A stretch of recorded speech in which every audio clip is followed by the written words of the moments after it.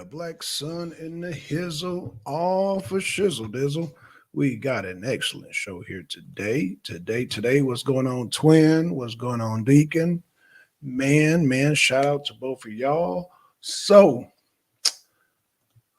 I'm just getting my videos ready for today because we got questions. We got questions. And along with those questions, well, we got videos to go along with those questions.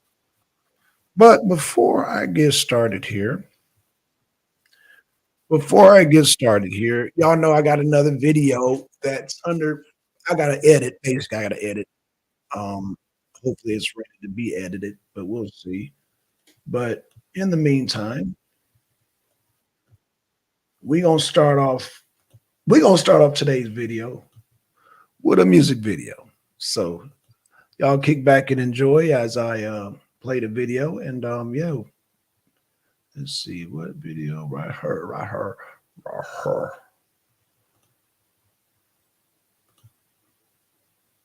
All right, we're gonna play this video real quick. Yeah, y'all know the jam. Y'all know the jizam.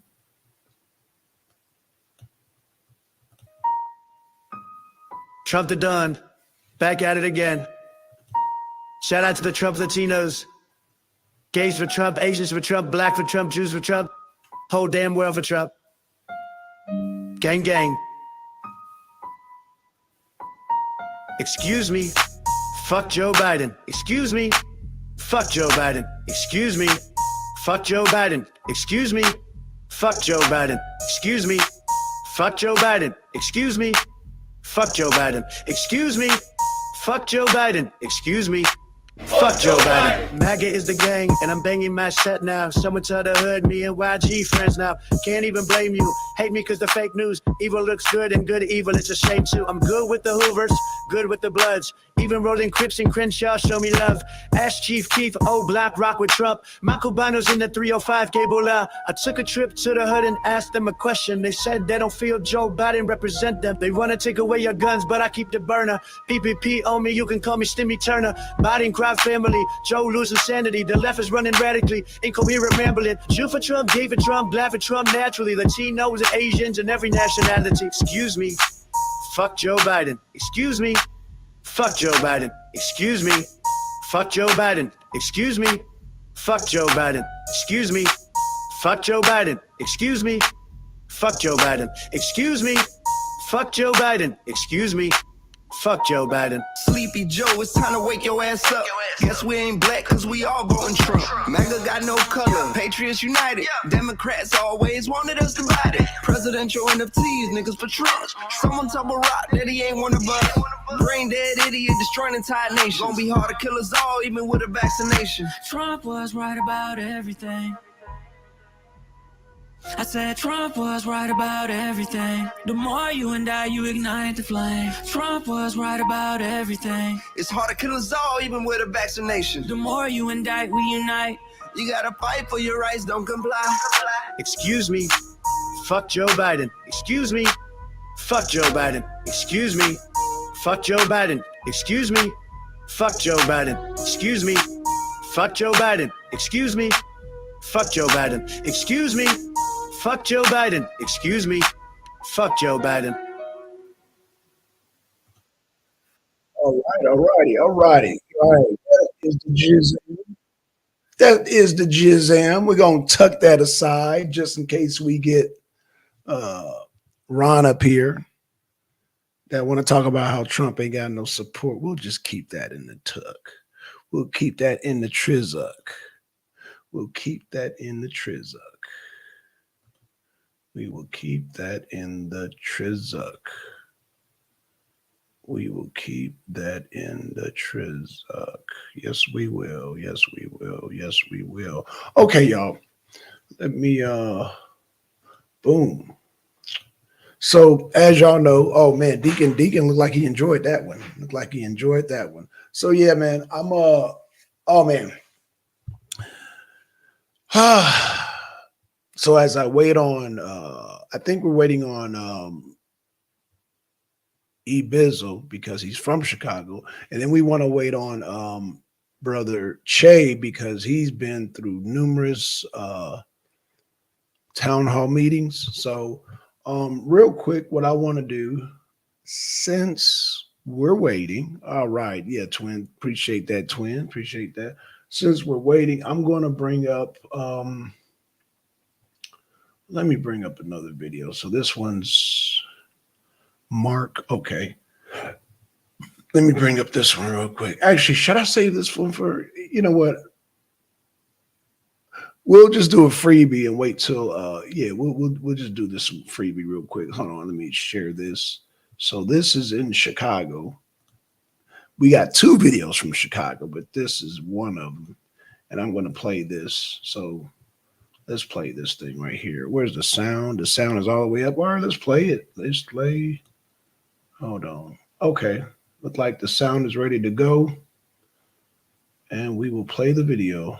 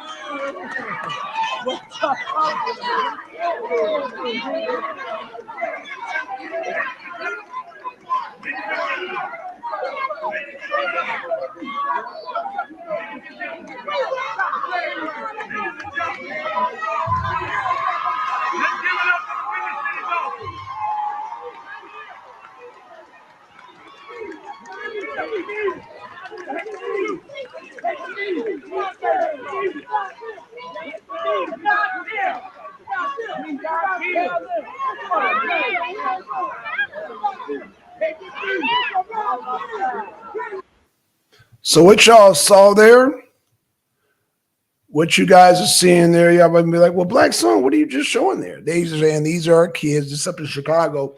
That gymnasium has to be basically the football team you see there. The kids got an eviction notice because the migrants have to move into the gymnasium. So yeah, the football team got their eviction notice. Y'all got to go bye-bye because y'all parents voted for Biden. Y'all parents voted for Biden. No, I'm not playing today, Deacon. I'm not playing with fucking Ron. Ron is fucking hiding somewhere.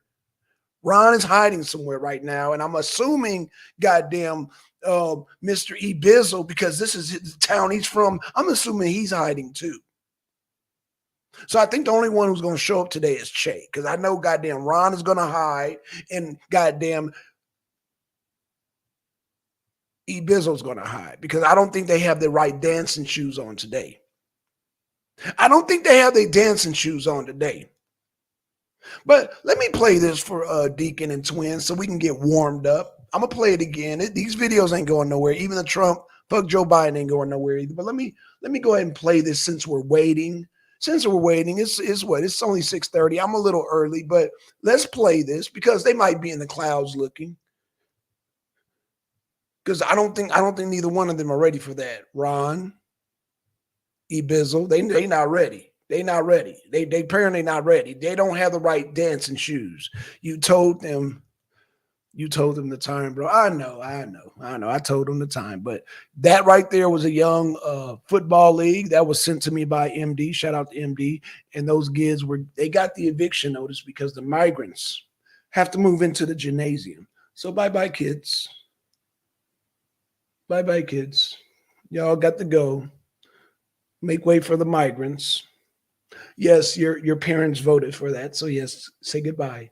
Your parents didn't vote for Trump. They voted for Biden. So kids, no more in the jail, no more practicing. Say goodbye. Move, make way for the migrants. Yes, sir. Let's play the next video. Trump was right about everything. Trump was right about everything. Excuse me. Fuck Joe Biden. Excuse me. Fuck Joe Biden. Okay.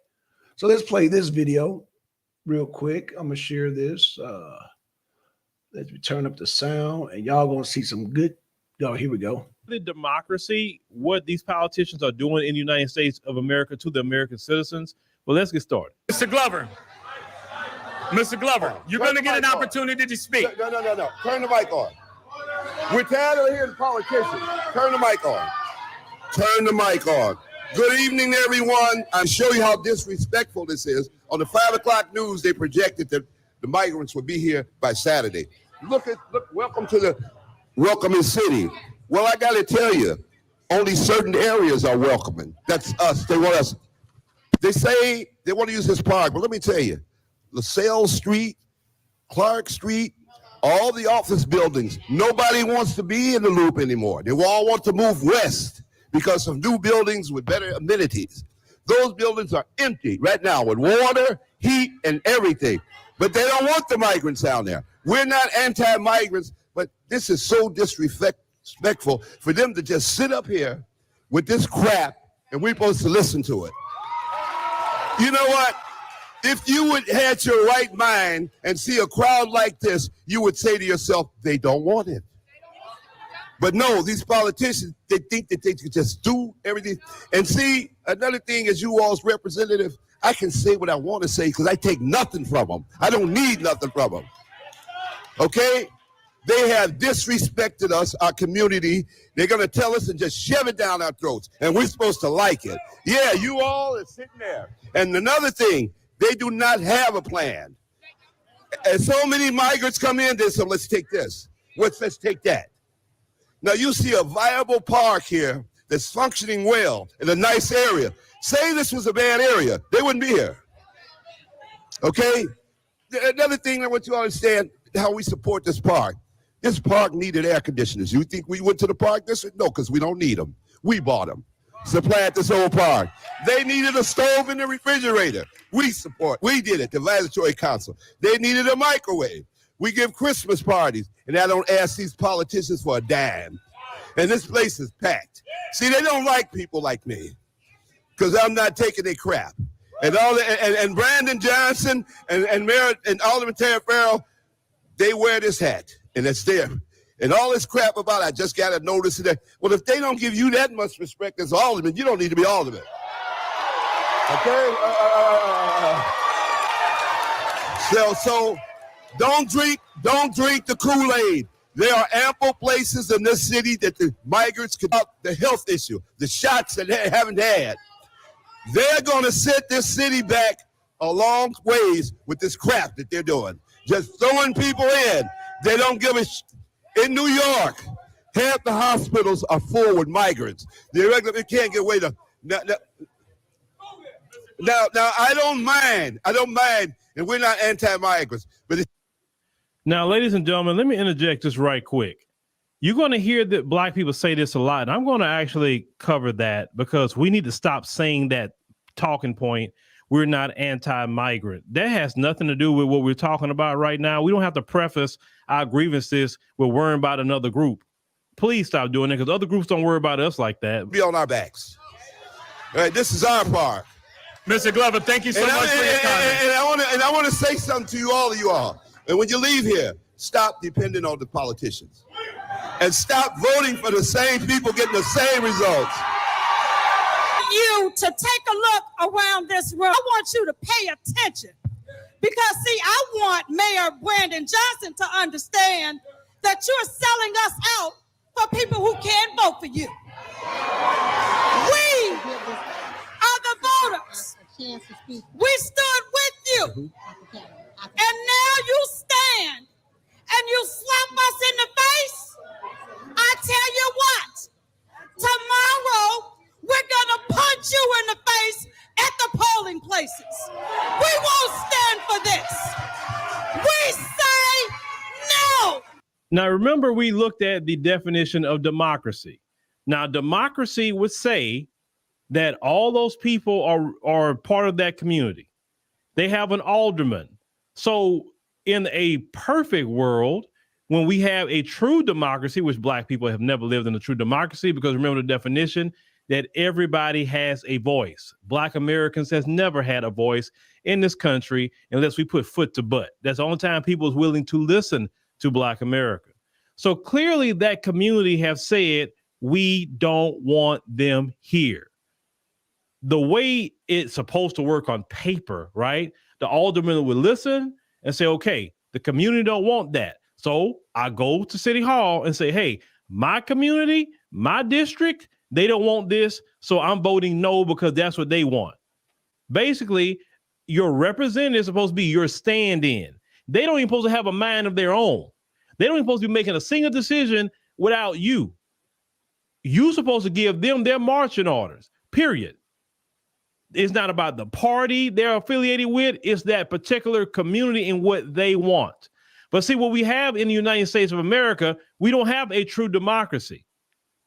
I liken it, just me personally, to an authoritarian regime.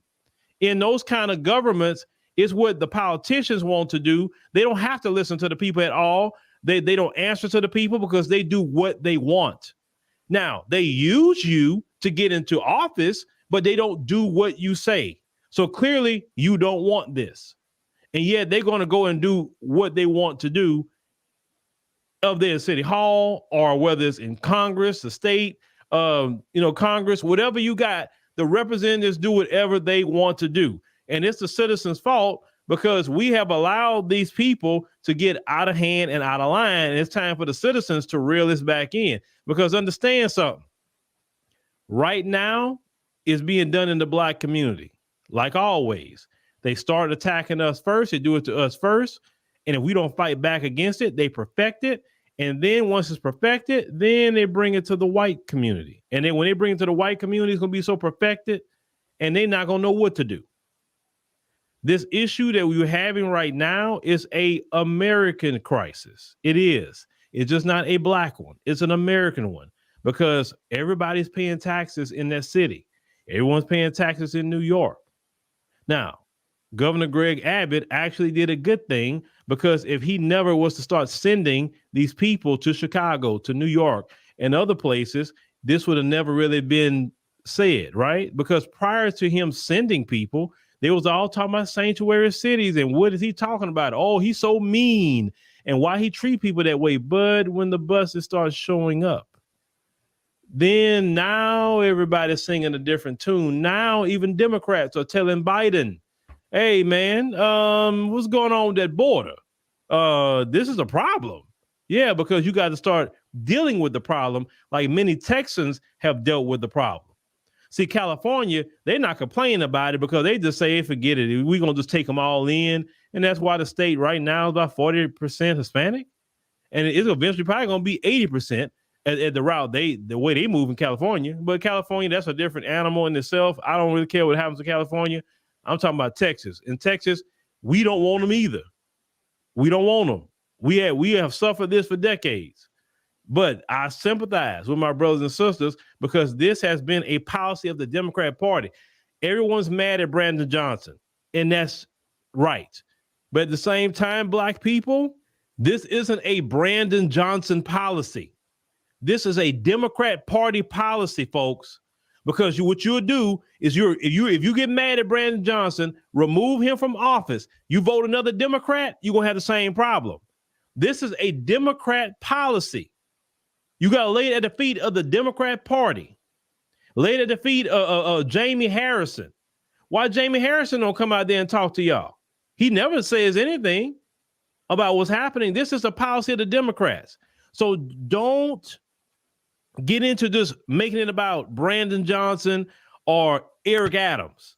Okay, it's not just them. It's the party. We want to get, and Black folks, you find anything to let these people in. This is we are starting to wake up, but let's continue. We not important enough for him to show up for us. When we showed up for him, we voted for him. We walked door to door. We was out here advocating for him to be the next mayor of the city of Chicago. He has not showed up for us for anything. We had to battle the floods by ourselves. We have to battle this violence by ourselves. He doesn't help us do anything. And I want to know what he's going to do about this. I was one of the first Windy City cheerleaders on the first team they even had. This is what these kids need for this community. We got violence. We got poverty. We already getting scrapped. Why do we always got to be at the bottom of the barrel? I feel like we under the rats and the roaches. Y'all treat us like anything, and we just supposed to take it. Now, I'm not saying that I want the migrants to be misplaced. I'm not saying that I don't want them. I don't want them here. That's not going to help us. We got a school right here our kids go to. We don't know these people coming through here. Y'all can't track these people. Our kids are not safe. So I want to know why he not here to address us and let us know what he's going to do. I think he owes us Thank that. you, ma'am. Thank you. Yes, and Brandon Johnson do owe the community that, because he's making decisions, sending all his lackeys, but instead of him facing the music as a mayor. That's wrong, Brandon. My name is Beatriz Ponce de Leon. I'm the deputy mayor for immigrant, migrant, and refugee rights. Now check this out, y'all. Please listen to this. Happens to seniors. I want to share. First of all, I want to say thank you for coming here. No, and every don't time, thank us. We could have been doing something else. I don't know if I want to make sure I understood your. The fact is, 90% of hair loss we don't cases want no in men are commercials. caused by scalp condition, which is the consequence of one bad habit. question. You're asking where will people go when they're here. Right. So I'm gonna answer that.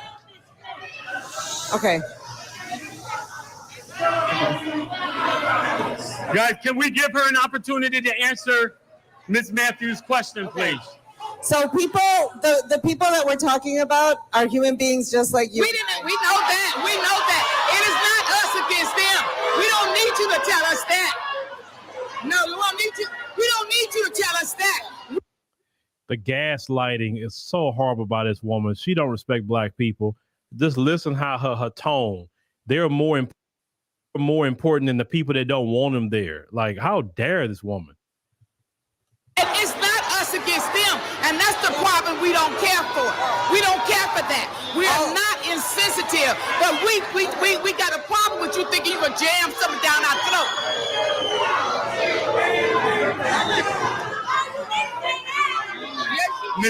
Go ahead, Miss Johnson. Miss Johnson, go ahead. Okay, hold on. My question, are you the one to make the decision to take our part? Hold on. Okay, let me share this with you. First of all, Miss Johnson, hold on one First second. of all, a problem. My issue is you want to put a Band-Aid on a leaking faucet, and that is not going to work. You have no right to take the taxpayer park district and tell us and jam it down our throats like gangsters what you want to do. This is our park district, and we have a right to have a say-so, but we don't have a say-so. You all called our alderman and told him what he's going to do. This is war. How disrespectful that is to him. You don't have that right to do that to us, and we're not responsible. Y'all need to go to the root of the problem. You need to stop the buses, stop Sanctuary City, and it's not us against them. You all need to take care of it and quit trying to tell us this bull crap that you sitting up here telling. We don't care about what the mayor said down there. We ain't concerned about that. We're concerned about our park, our safety, our kids having a place to go and showing up our senior, because I'm one of them. So my thing is, I don't need my taxes going up. I pay my taxes to come to this park, and you all have no right to just make a blank decision to take it. As I said earlier, the gaslighting was just so offensive to me. Why are you telling them they're human beings? What that got to do with them? Why don't you put responsibility on the government of the country they come from? You should be telling them they're human beings. Why are they coming up here like this? Yeah, MD, that's the same gymnasium. I played the football team earlier, but I'll play it again. I'm waiting on goddamn Ron, and I'm waiting on goddamn E. Bizzle. It seems like they're hiding. Where are you? Where are you? I see you, Ron. I see you. I see you, E. Bizzle. I see y'all hiding right now. We'll go ahead. Let's continue on. What kind of failed state do you have where everybody is coming from your country up here? That's what you should be talking to. You should be talking to the United Nations and saying, hey, what's going on with them down there? I said, because why they keep coming up here to this country? Matter of fact, why they passing up all those Latin American countries? Because a lot of Latin American countries before you even get to the United States of America. Why are you passing up places that you can get more acclimated in? They speak the language. They have the culture. Why are you passing all that up to come up here? That's a big question. And also on top of that, Congress, Democrat and Republican, it don't matter. Why haven't y'all changed the asylum laws? and say, hey, you can't just come to the United States when you're passing up so many different countries. You need to go to the first country that you can go to, and it's not the United States. It should be somewhere in Latin America that they should be going to, not coming way up here. But they tell them, hey, you can come get free stuff up here, so that's fine. Now, remember, earlier we talked about democracy. See, it lets you know this Chicago migrant crisis is showing Democrats don't believe in democracy. But yet they're telling you to go vote for them to save democracy from Trump. Because Trump is going to end democracy. What kind of, the Democrats don't believe in democracy? Because if they believed in democracy, they wouldn't have made a decision. Listen, they just basically come there to tell them we made this decision. So yeah, I'll let you blow off steam, but this is the decision that we made.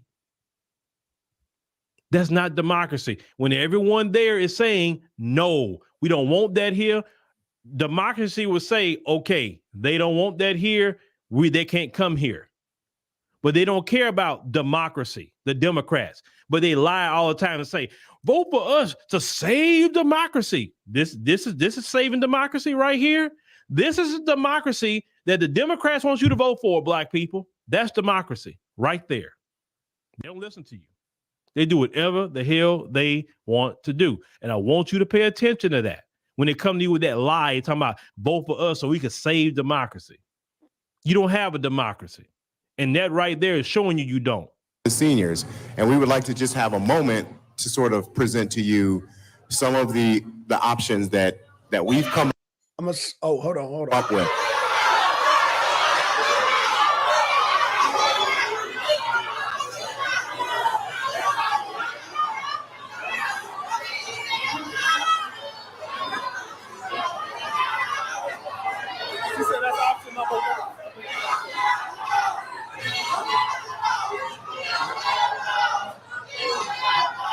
Okay.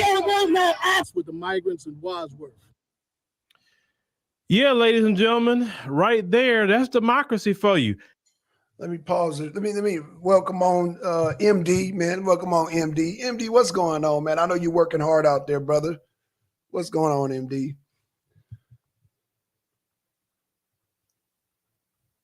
I'm breaking up where I'm at. When I finish with this, I'll be back on. Okay, no problem, MD. So I'm gonna continue to play the video, man. Yeah, I'm waiting on Ron. Yeah. Can you hear me? Yeah, I can hear you. Yeah. MD? Am I breaking up? No, I can hear because the video breaking up. Oh, no, I just stopped it. I just stopped the video. Yeah, I don't know. Well, no, I was listening to it on this end and it was breaking up on my end. So I think I'm in a bad area. Oh, damn. You know what? I might have to text you. Would it be better if you watch it on your phone if I text it to you? Or no, it probably don't make a difference. I've already seen it. Oh, you already seen it. Oh, okay. Yeah. So I got to get your take on it so far. So you remember we were talking earlier about we had the discussion earlier. You know, he was clowning, you know what I'm saying? He was clowning me earlier. So, you know, where he at now? Where he Bizzle at? That's why I was like, you know, I'm going to let Bizzle. Huh?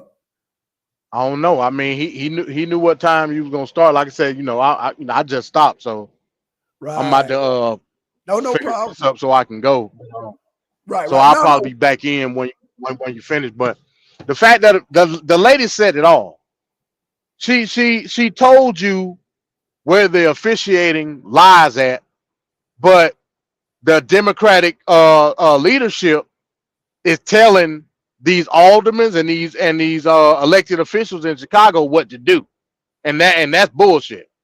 If I was an alderman in Chicago, I'd tell them to hell with what you're talking about, because they got every right to say to hell with what you talk about, because they officiate over that current jurisdiction. Fact. So the aldermen's got to step up and stand their ground and say, fuck that. Y'all can't bring them here. Right.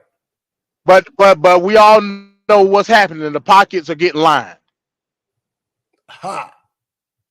That's absolute fact. That's absolute fact. But even though the pockets are being lined, then people are standing like, yo, we didn't vote. I mean, did they vote for that? They didn't. They didn't? No, they didn't. Okay. Oh, so when Biden was getting in office, he didn't talk about Sanctuary City because you know it comes from the top down, MD. But this is the thing though, Black Son. You keep saying that. Who would have thought Chicago? Who would have thought Chicago would have been a sanctuary city when they ain't nowhere near the border, the southern border of the United States? Right. Who would have thought that? Okay, all right. It makes perfect sense. That's what I'm saying. Me. It makes perfect sense to you because you're not. It makes perfect sense to you because you're not being affected. What I'm telling you is these people didn't vote for these. Again, that shows you the confusion of the Democratic Party. These people didn't vote for Sanctuary City to be in their town, but essentially they voted for Sanctuary City. Okay, so what are we talking about here, MD? So they thought they it's breaking up on my end. I can't hear what you're saying. It's breaking up on my end. I'll be right back.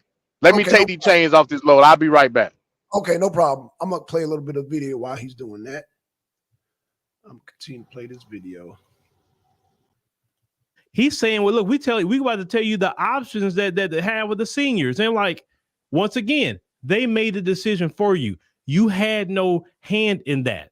That's not a democracy, Democrats. So stop telling black people to come vote for you to save democracy when you don't believe in democracy. Because democracy says those seniors belong in that community center, not nowhere else, not no options. There's no options to give. The citizens don't want that. In a true democracy, that would have been respected. But with these Democrats, they don't believe in democracy. They believe in authoritarianism, that you don't have a voice. Only thing they want you to do is go vote for them, but you don't have a voice. Let's continue. Okay. Today is a sad day in Chicago. Yes, you're right. Just the other day, we were going through COVID. Just the other day, we was going through COVID, losing our loved ones, separated from our family members and our friends. That's trauma. We haven't even got over that. Now this, schools are not being schooled, children are not being taught, parks are not being parked where kids can go and play, and police stations are not policing. All of them have one thing in common. What's that? They are hotels and shelters. Our taxpayer dollars did not grow up. I mean, did not go. We didn't pay our taxes for that. Not at all. Not at all. We did not. They didn't pay their taxes for that, Ron. Welcome aboard, Ron. Glad you're not hiding. Now I just need one more person, E-Bizzle. What's going on, Ron? What's up, man? How you doing? How you enjoying the video there? What's to enjoy about it, brother? What's to enjoy about it? Well, it's part of your policy. You plan. Here you go. Here you go again. You said you're going to vote for Biden. You said you're going to vote for Biden. Here you go again. Open borders policy, sir. You're dancing already. You already doing the dance. I'm just saying because I don't support Trump, and I think that Biden's a better pick. Don't mean I'm for immigration. Okay, so since you think Biden is a better pick, one of his policies are open border policies, sir. Well, so why is he starting that wall up again? Sound like he reneging. Sound like he trying to do a Trump. So now he about to close the wall, huh? He trying to get reelected, huh? That's for the clip I shared with you earlier. Thanks for playing that clip I shared. Oh, no problem, Jesse. No problem. So, okay, I'm sorry. What'd you say, Ron? I'm sorry. Sound like he's trying to get some Republican votes, right? Good luck with that. Would you like to see some of the polls? So no, I'm saying I saying beat you enough with the polls. No, damn, you don't let me talk, man. I'm sorry. Go ahead. Are you upset? Are you upset? No, I'm just saying you've been doing it lately, just over talking. Jesus Christ, man. Go ahead. No dialogue here. I just left RBRs, man. I just had to deal with. You just left RB. You need to invite him over. Go ahead. He ain't coming over here, but I dropped the link for him. But I'm saying, damn, I forgot what I was gonna say now. I'm so talking about how Biden is now setting up, and you're I'm saying if it slows down the migrant flow, and then why wouldn't Republicans go over to his side? If he stops down the flow of immigrants coming into the country, reverses his tactic. I was wrong. We're going to get this country back together. You telling me a few Republicans wouldn't be down for him? Well, it takes more than just a border policy. It would also take See. funding. It would also take. I didn't say every. See, I said some. I didn't say all. No, I would say none. I would say none. None. Okay. I would say none. Okay. Sir. Okay. I would say none. Okay. Just like when Trump rolled through the hoods, none of the blacks were down for him, huh? Say what? I said, remember when Trump rolled through the hood? Mm-hmm. All the blacks were down for him now, and the hood loves Trump. But Biden building a wall wouldn't help him at all. Okay. No. You see what world y'all live in? You're talking about hardline Republicans going over to Biden? I didn't say Seriously? I didn't say Okay, hardline. you said Republicans. Just you know, I'm an independent, and you mean to tell me? I believe you're a MAGA. You're MAGA. You're not independent. Right, I'm MAGA. Right. So you mean to tell me that I would switch from MAGA? No, you're MAGA. You're not even a Republican. You're MAGA. Right. You're There's right. a difference between Republican and MAGA. So you're not going to. You're a MAGA. Right. I'm a MAGA. Like Trump could fart in the Queen's face, and you'd be cool with it. You know what I mean? I don't know. Look, you like I would be. She probably say it smelled like roses or something. The Trump stank. Oh, Ryan comes from RBR. You got jokes now. No, I'm just saying. What up, Twin? My fault. What up, Che? But yeah, it's just some people who like Trump, and no matter what. Because remember when we was talking, and it kind of hit me with Kelly. So what? Okay, so what policy does Trump has that should make me not like Trump? I don't know any of his policies, so I can't tell you. Because we always have that discussion too. You haven't broke down one of his policies. We talked about the Republican policy of closed borders, but not Trump's specific policy. Besides, he's going to stop the war in Ukraine in 24 hours by having a meeting, having a powwow with Zelensky and Putin. Right, but you're moving the goalposts right now. Sir. No, I'm not. You said policies. What I'm policy? asking you to name one. Right, I'm asking you. I don't I'm think asking he has you. any. I don't think he has any. I think whatever he says, y'all gonna go for it because he kind of says the same thing over and over and over. They cheat me in Russia. So you're not going to ask the question, what policy? He doesn't have any policy. So he doesn't have any policy. Okay. Do you know what a policy is, sir? Please. You know what a policy is? Could you define it for me? Define Trump's policy because, he has alternative facts. So. He has one policy to end the war in Ukraine. But that's not a policy. That's a wish. He has to put you said Bush. I said wish. WISH. No, that's a proposed policy, sir. A proposed. So who's backing it? What Republican is backing it?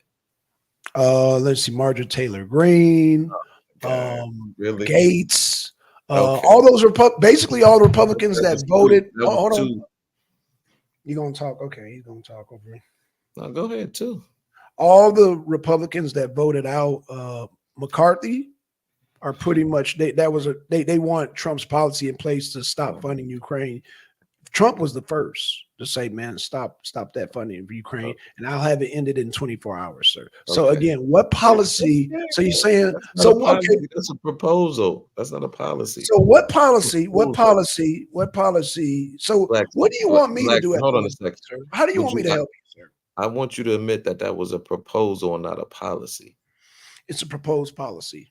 Agenda 47. No, it can't be both. 47 our list of policies. It can't be both. So what senators has written up a bill about it? Because I haven't heard of such thus far. Okay, so can we get to the chase? Because it's kind of okay, yeah. I feel like when this policy specific topic is like pretty much you initially started off by saying policy, right? So I tell you what. Let me do this. Let me play the video because he seemed to be getting sidetracked. Let's get on. Hold on. Let's get back to that. Yeah. I grew up as kids with a dream or a vision for what Chicago looked like right now, Brandon Johnson.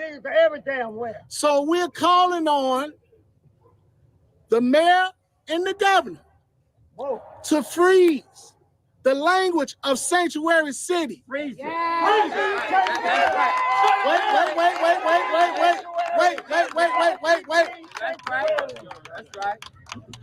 When you go to court, you got to have grounds. You gotta have ground. Grounds is because there's no plan. That's right. There was no plan. And there still today is no plan. No plan. And then we want you to show us the money. Anyone else would have been in federal penitentiary. That's right. Stealing that damn money. The U.S. Marshals would have went and got them. Yeah. So we asking Brandon to be transparent. Yeah. We asking the governor to be transparent, because how in the world over $6 million been spent and there's no accountability? Once again, let's not, even though Brandon Johnson is the mayor, and you're right to go after Brandon Johnson and everyone at City Hall. You're right. But we got to make sure that we lay this at the feet of the Democrat Party. This is their doing. Now, the brother and a couple of people brought up before about ending that language, talking about a sanctuary city. The citizens do not want to be a sanctuary city for them. They don't.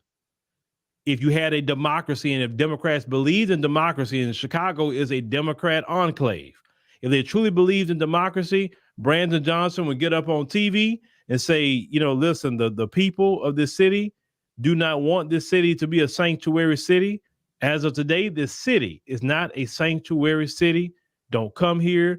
If you come here, we're not giving you nothing. We're going to get you out of here. If you come here, we're calling ICE. So don't come here. If you come here the legal way, the right way, we welcome you here and hope you be a great Chicago citizen. But if you think you will come over here and just parlay and take our resources, no. But see, that would be a mayor having a backbone. That would be a mayor that actually care about his people in his city. But the Democrats all over America care about the party and what they want in their agenda, not what the people want. And that's what we got to keep hammering home, that Democrats don't believe in democracy, because this migrant crisis shows it. But let's continue. Today. And one of the great things that came out of this is that you'll see a united front between the South Side and the West Side. We are standing together, united. This is something that you've never seen before in this city. The South Side and the West Side come together for a common cause. Yeah. I'm standing here tonight with buyer's remorse because I supported Mayor Brandon Johnson. I feel like a fool right now. I feel like a plum fool. But I tell you what, it's okay. Because as I said last night, you can slap us in the face by ignoring us today, but we are punching you in the face by ignoring you at the polling places tomorrow. We will not be disrespected. Now you think about this. I come from the same neighborhood that Mayor Johnson says he comes from. And you mean to tell me that you don't respect us enough to come and sit down with us and have a conversation? It's unacceptable. But that's okay, you see, because what you have done is you have caused us to rise up. Yes. You have caused us to come together. You have caused us to unite. That's right. You think you have unitability with CTU? You haven't seen us. You haven't seen the monster that you have created. But we thank you. We thank you because for years and years and years, we have been trying to unite our communities. Right. So we thank you, Brandon Johnson, because you've just done that. You may not thank us tomorrow, but I promise you, you're going to remember these people here. We will not be defeated. We will not be bamboozled. We will not be disrespected. Well, shout out to that sister, because she's 100% right. You know, this particular situation is bringing Black people together. And if the Democrats could get Black people in Chicago together, get Black people together in New York and other places, then, you know, definitely that's a good thing the Democrats have been trying to do, harming us, but actually making us unify. You got to remember, once again, Black people did not ever say they wanted their cities to be sanctuary cities. It wasn't Black people at all. It's the Democrat Party that likes to push this sanctuary city, and it was all good when nobody was coming up there. It's easy to say that, but now when you get people up there, now it's becoming an issue and a problem. See, American citizens got to take a stand against this of all walks of life. You got to do that because these politicians, these Democrats, they will continue to do this. You go out there in 2024 and vote for Biden and the Democrats again. You're not going to have a neighborhood. You're going to be pushed out. Your tax dollars are going to go to everybody else. Like, what kind of country is this? No other country does this like America. They take the taxpayer money and give it to other people who didn't even serve in the military here, who never paid taxes, who didn't vote for anything. This is what they keep doing.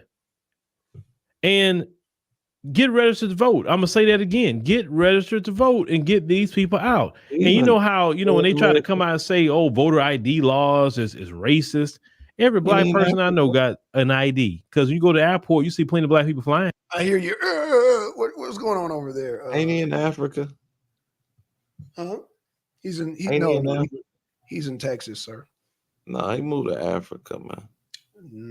He's in Texas, right, and doing the show, sir. No, he moved to Africa like a year ago. So, okay, what's the point? What's your point? Why he moved to Africa? So let's talk about the people that's upset. He don't even got got no Black woman, man. He don't care about Black people. What's going on, Kelly? What's going on? What's going on? Well, we just showing the people, your neighbors up in Chicago, upset about the sanctuary cities. Man, get this dude out of here. Left the country and everything. Huh? Christian from afar. O'Shea Duke Jackson. But you're getting distracted there, Ron. Why are you getting distracted? I think it's a shame they let the migrants come through, so I'm not getting distracted, bro. Oh, it's a shame. Hey, hold on, everybody. He's taking Trump's idea and he's using it against him. He's taking Trump's idea and he's using it against them. I think it's a brilliant move, actually. So you say it's a shame that the migrants are coming to these cities when these people didn't vote for that, correct? No, you saying that. You want me to say it. No, I'm asking. You don't have to say it. I'm asking. Yeah, what I said. My favorite subject, kick them all out, mass deportation. Facts, Kelly, facts. I'm sorry. What were you saying, Ron? Yeah, I said that too. So what's your take on these people being upset? They getting kicked out of the gymnasium. Oh, I don't think you saw the football team. They got kicked out of the gymnasium for the immigrants. The goddamn Hispanic lady was trying to damn gaslight, talking about the migrants are human beings too. It's like, dude, like, yeah, can't they just, huh? Nobody wants the migrants over here, right? Well, Biden does. Biden does. That wall better. Biden wants them over here. Oh, for what? How's that help him? How's that helping? I don't know. He's taking. He maybe. Those migrants can they vote? Okay, so let me state the facts. Can those migrants vote? Let me state the facts. Yeah. Actually, he wants to get them to register to vote. In fact, I believe it was Kelly. Kelly stated they didn't ask her for ID. Ain't that right, Kelly? Was she on the ballot though? I mean, so voter register. So she had to register, right? Let me ask you a question. Let me ask you a question because So we're talking about ID. we're gonna get independent people to sign up. So, are you aware that Biden takes your tax all the dollars illegals to vote for him, even though they can't in the You gonna talk over me? You gonna talk over me? Constitutionalist, doesn't it say? I'm gonna let you talk. I'm gonna let you talk. Thank you. But all I ask when I talk, I give me the same respect. Go ahead. Of course. In the Constitution, doesn't they say something about that? Like you have to be a citizen to vote for the president.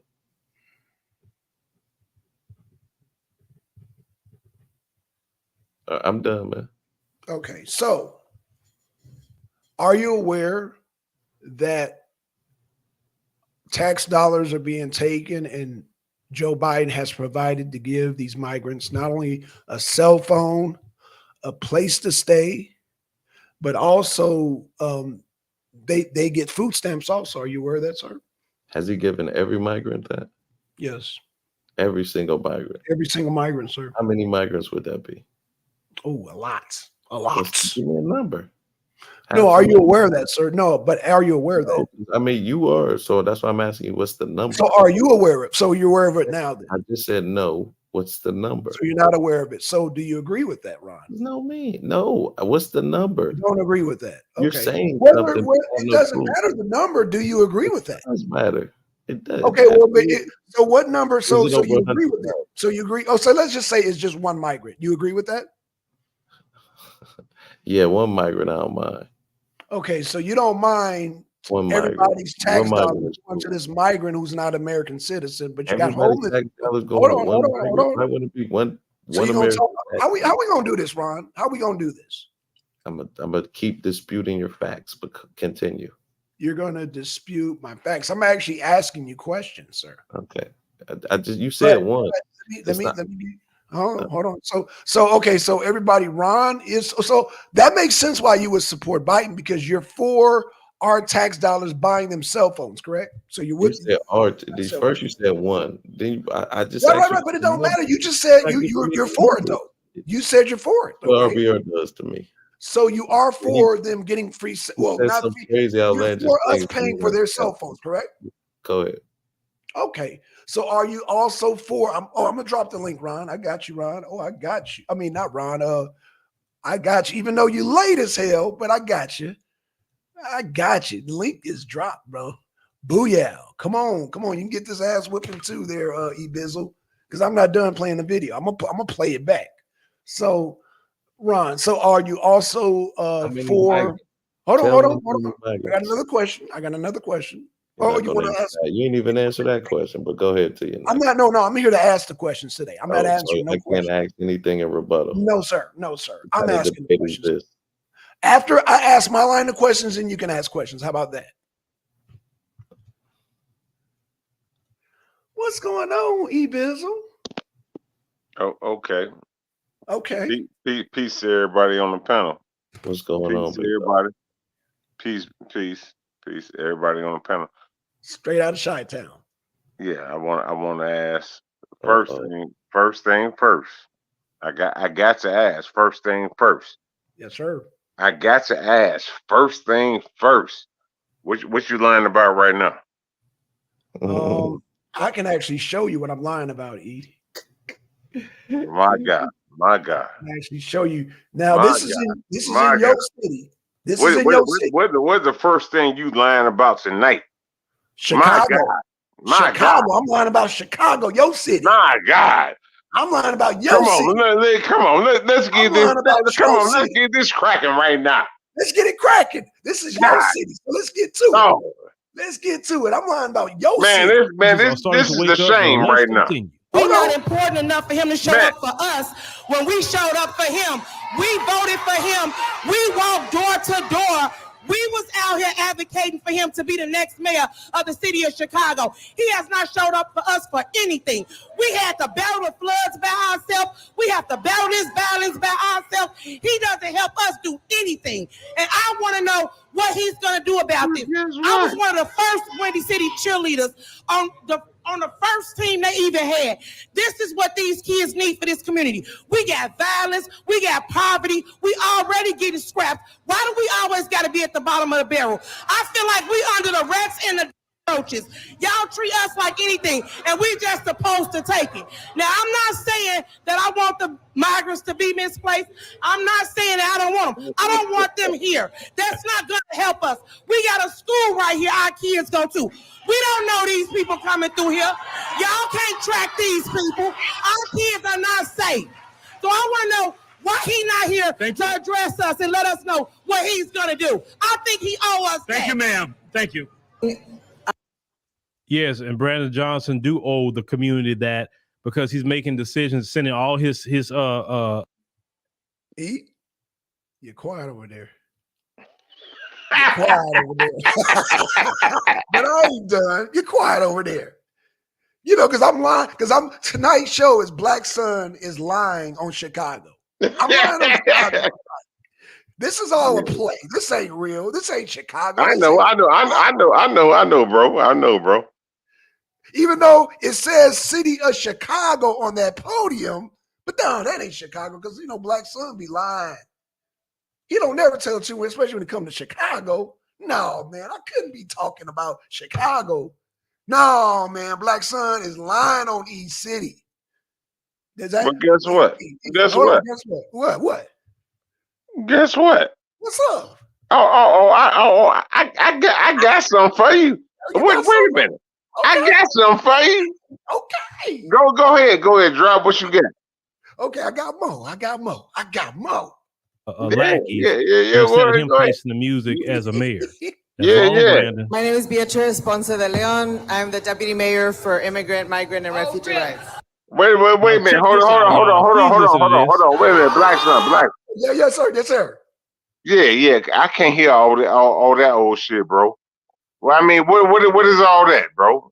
Is that like That's what people up in Chi-Town, man, saying we don't want no damn migrants and shit. oh, okay, bro. I ain't know what that is. Okay.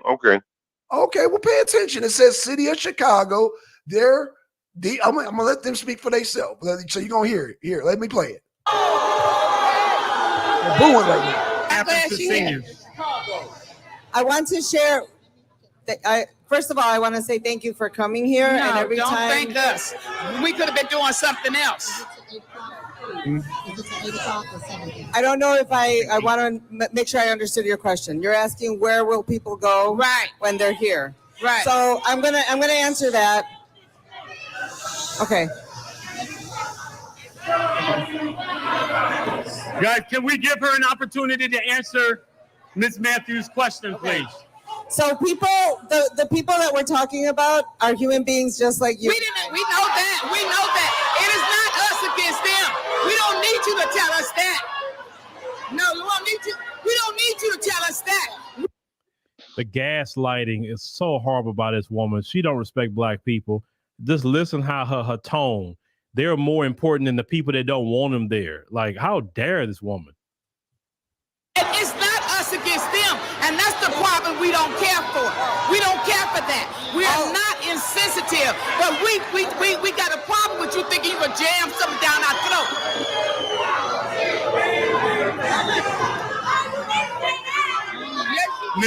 Go ahead, Miss Johnson. Miss Johnson, go ahead. Okay, hold on. My question, are you the one to make the decision to take our part?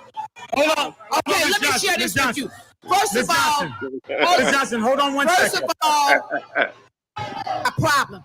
My issue is you want to. You had a question? You had a question, E? What's going on? Yeah. You know what? What's going on? Open the phone lines up right now. Open the phone lines up right now. We got Ron right here. We got people in the chat. Yeah, we Put got him on the phone right now. Oh, Ron, he's right there. Okay, put him on the phone right now. Ron. Yeah, we want to talk right now. See. We here. Hello.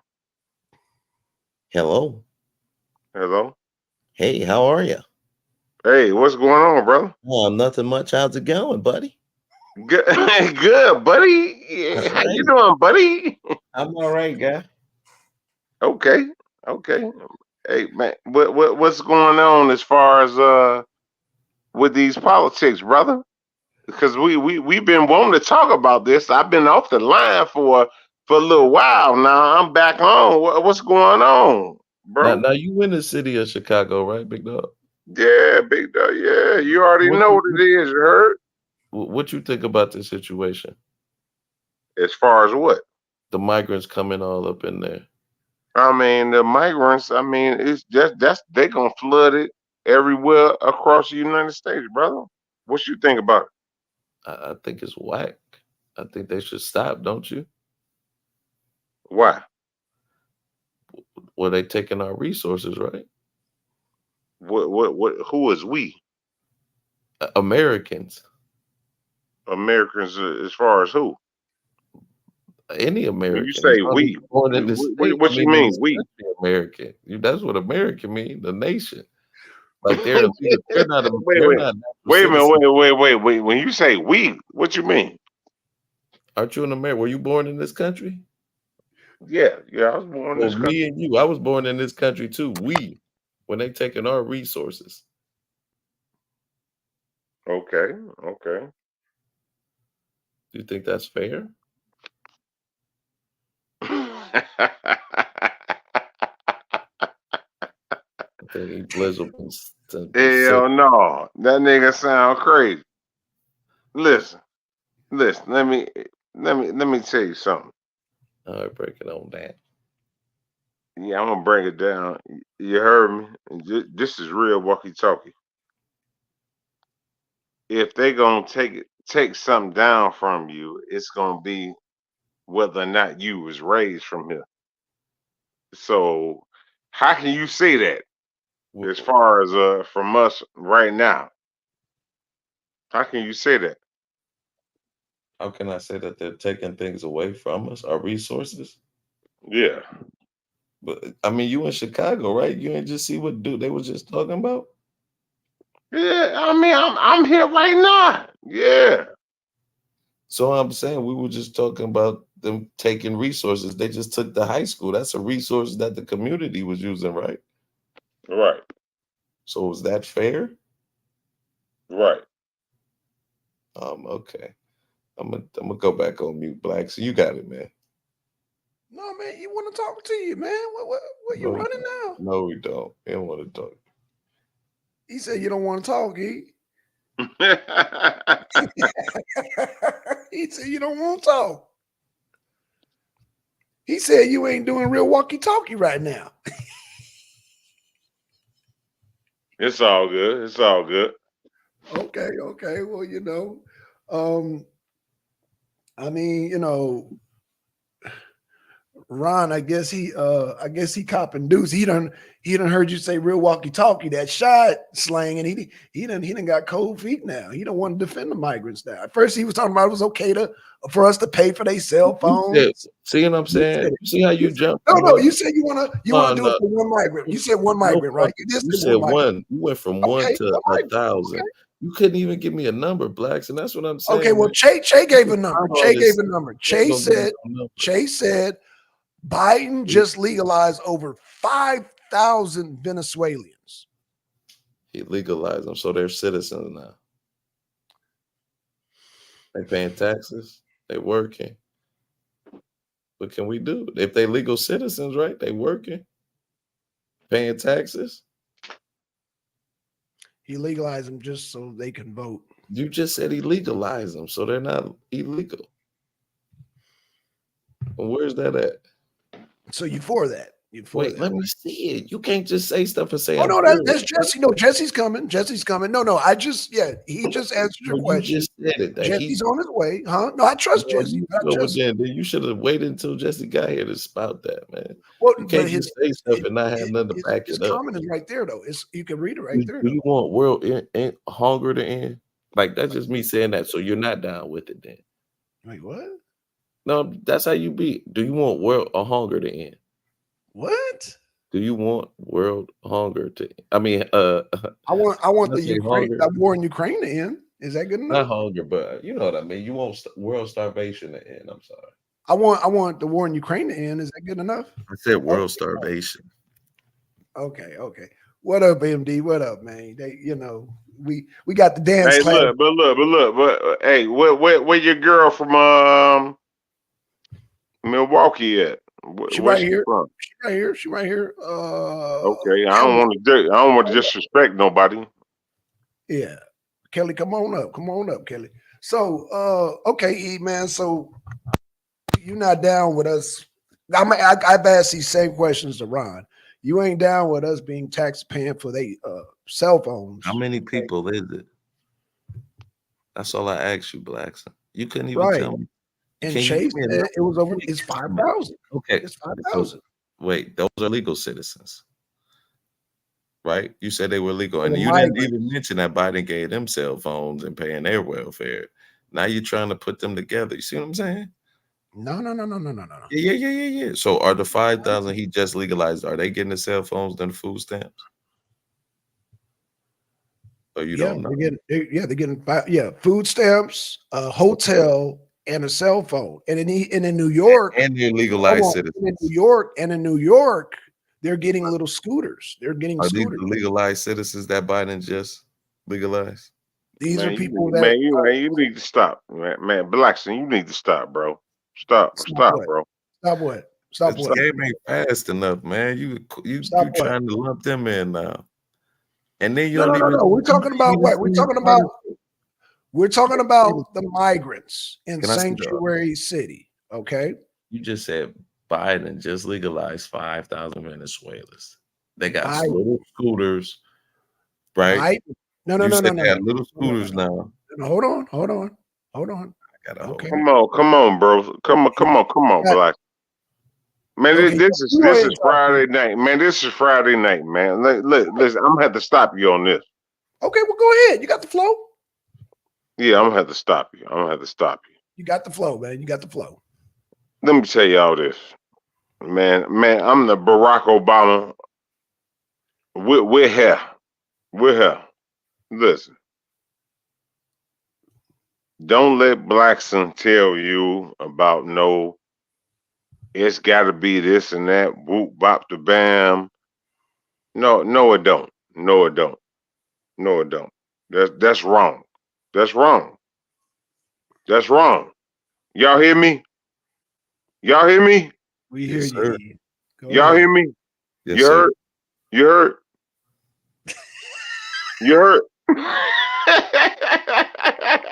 So to answer your question, Ron, they're temporary citizens, so they're not legalized. He's giving them. Listen. Okay, go ahead, E. Oh man. I just wanted to answer his Listen. question quick, but go ahead, E. Go ahead. Listen. Blackson, he want to be a Pat McAfee with a black T-shirt on. He want to be Pat McAfee with a black T-shirt on. Who is that? Yeah. McAfee. Sport commentator. Oh, I don't know who that is. Yeah. You heard. See, while y'all be watching sports, I'll be in the politics, so I don't know who these people are. Okay, so let me So in teach other y'all. words, Let me teach y'all right now. Got a Let me YouTube. teach y'all right now. Got a YouTube. Listen. Ain't no black person gonna be out here talking about, oh yeah, I'm getting some from the government and this and that. Listen, man. Y'all wrong. Wrong about what? And Blackson ain't gonna tell you that. You But I'm gonna be here. I'm gonna be here and tell y'all y'all wrong. E. But go ahead though. Go ahead. E. You been drinking? No. You sure? Hey, Yeah. let me ask a more important question. Okay, go ahead, MD. Because I'm sitting here thinking that this particular show got a thing. E, what's going on with the Pee Wee football team? You still ain't addressed it. Yep. As far as what? Do I need to play the video? As far as what? They ain't got nowhere to practice.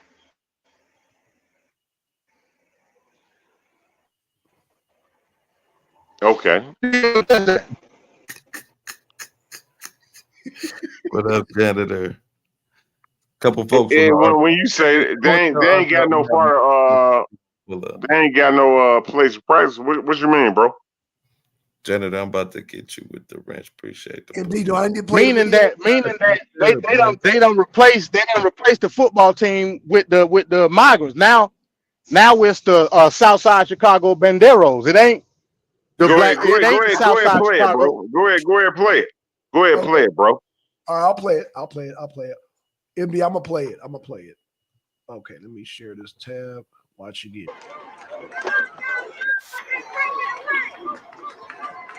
Put it on the big screen, bro. Yes, sir. You not okay? Yeah, I got it. I'll wind it.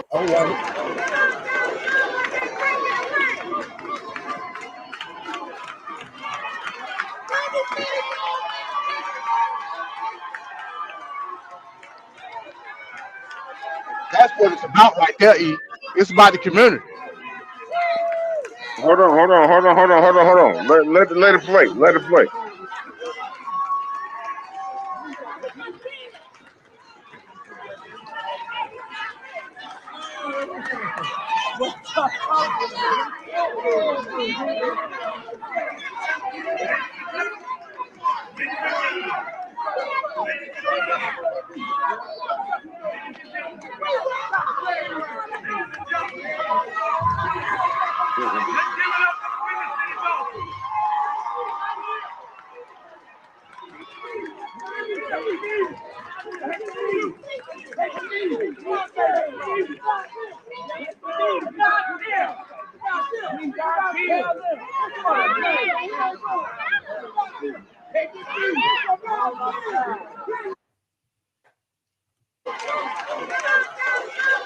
All right, you can stop it, bro. You can stop it, bro. All right, so that okay. Hold on. You stop it. Okay, so that was MD was referring to E. So what's up? What's up? Where they going? Yeah, They just yeah. got an eviction notice, bro. Those kids just got an eviction notice. Yeah. That was bad. That was bad right there. Yeah, that was bad. I really can't say nothing about that. You know, that was bad. Yeah, to be real honest, I can't even say nothing about that. Yeah, that was bad. That was bad. You can't say nothing about it. That's your community. E, what you mean you can't say nothing about it? That's your community. The one thing I can say about it is that you could talk to your parents in your community as far as talking about how you deal with your kids, you know, and this and that. But what your kids got to do with the tax dollars going? Yeah, so you done turned into a libertarian all of a sudden. Let's get down to the tax fact.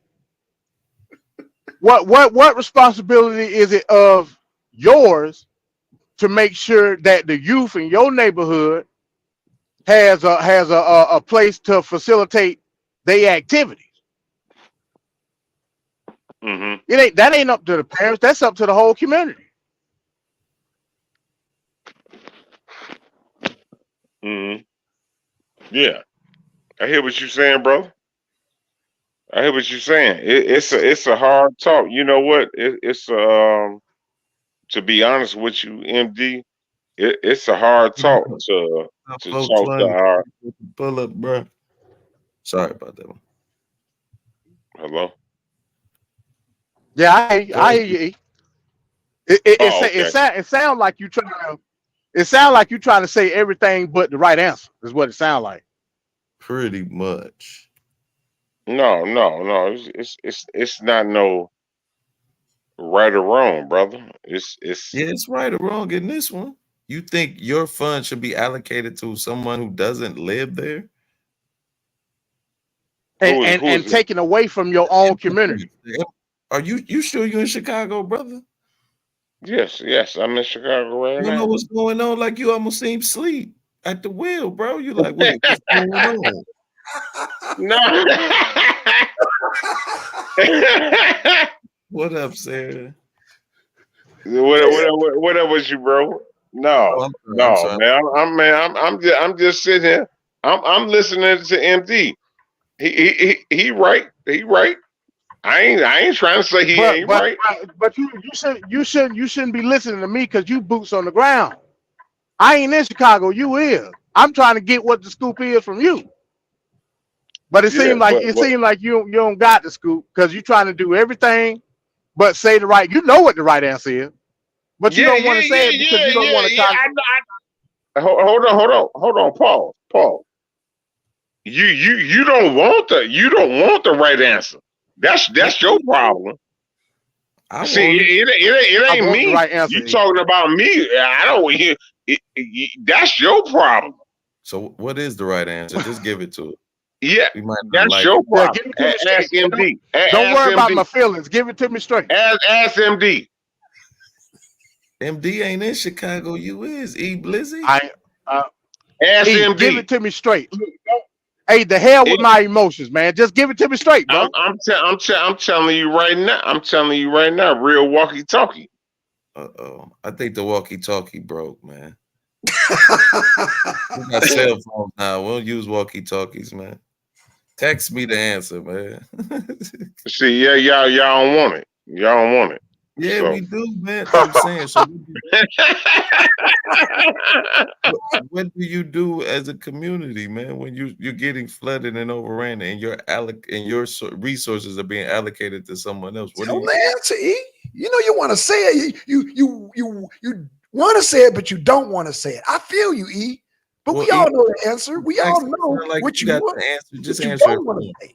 I know what he wants to say, but Okay, he don't Blizzy, just put it in the back chat for us. He said put it in black in chat. the back chat. I know what the answer is. So I what know is what the he answer, gonna say. Blackson? He Give don't want to us say. the answer. Give us the Hell no. He don't want y'all to take his black card. That's what it is. I know what he's gonna Oh, we say. got to vote for Trump. But look, Black Son, yeah, look, listen. Black Son, he gonna keep lying to y'all, right? He gonna keep lying. If I'm lying on you, then I He gonna keep lying. You heard? Lying on us. You Oh, lying on he the gonna keep lying. You heard? what he do is Hold on. Pause. He gonna keep lying. You heard? he put in his little snippets of the truth. Yeah, he gonna keep He'll lying. give you the whole story. Oh, so that was not a real A route. million I'm migrants sorry. done came Yeah, he gonna keep lying. You heard? Some of them got helicopters, some got Teslas, some got little tiny houses, some started their own businesses. Some left the country, came back, then left again, then came back. They passport bros. I appreciate the. That's right, Pelican. The deflection is the real conversation. Thank you. He did. Blacks and do be deflected. It doesn't matter, sir, how many are over here. I don't care if it was one. We all have to pay for that one person. He said we all got to pay for one migrant. No, that's what you said. You said that, Black. You said, that. would you be cool with if it was one person? I said, yeah, because only one person probably have to take care of him. A rich white person. Take care of him. He'd be cool. But you, okay, so if it's 1,000. It don't look like any rich white people were in that damn gymnasium. In fact, the goddamn football team just got evicted, sir. I keep telling you, I'm not with it. So You're what do not you want with me to do? But see, I'm bold enough as a place the Democrat to I want question you to Joe. Wait, place- hold on. Okay, go Hold ahead. on. I'm bold enough as a Democrat that I can question Joe Biden about the things that he's doing. But I don't think Trump's or MAGA can do that. Once you start questioning Trump, you out of there. Look at all the people who are out of there just because they question him. No, sir, we're not going to That's flip this the on difference Trump. between a This is Republican and a Biden's Democrat. policy. We're under You Biden's have to- administration. Now that we're not going But to I'm let saying, you find hold on, this is what I'm saying. You can at least say something in the Democratic Party. You can't say nothing in MAGA. Once you say something in MAGA, you out of here. You a traitor. You don't believe in this man, this cause, this fight, this love that we have for this one person who's the only person in the world who can save America. But America wasn't built on one person just saving it. It was built on bodies of Congress and the Senate and then the executives and then all these different. As Pelican Man MD was saying, the deflection is the real conversation. Shaking my I'm damn doing pretty head. good then, MD. I'm doing pretty good, Pelican Man. No, this is Pelican Man. Yeah. Pelican fly. Y'all still talking shit. Y'all still talking shit. No, I'm just saying, like, blacks and be acting like the Democrats and the Republicans ain't the same thing. Let me ask y'all a question. If you get beat up in a fight, does it matter if the right hand or the left hand is beating you up? No, neither. Yeah, you don't want to get beat up by either, but that's what it is. That's what it is. That's what the politics are nowadays. So now to hell with government altogether. I get it. Yeah, man, I we get got to it. flip the whole government.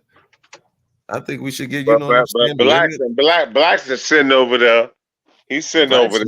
Trump to be the king Blacks forever. are sitting over there. He think he Donald Trump Jr. He wants us to develop the way to keep Trump alive forever, so we can get the gas prices down. Even though we're gonna be using electric in a minute, but he still want the gas prices down. But hey, why invest in that? You know what I don't understand? Why did they invest in light bulbs and hurt the candle industry? You know how much candle makers were making back then? And then they come up with these light bulbs. Why would they do that, blacks? So the topic is Dear Chicago. Yeah, I didn't think you have an answer for that. And Yeah. You were. they're trying to deflect from the conversation. The title is Dear Chicago. So we're trying to alleviate this problem of a homeless football team who just got evicted. They're homeless? We got angry. Well, as far as like a They don't have place to practice. They're, Oh, yeah, but they they're got a not place to go. homeless. Come on, you see what I'm saying?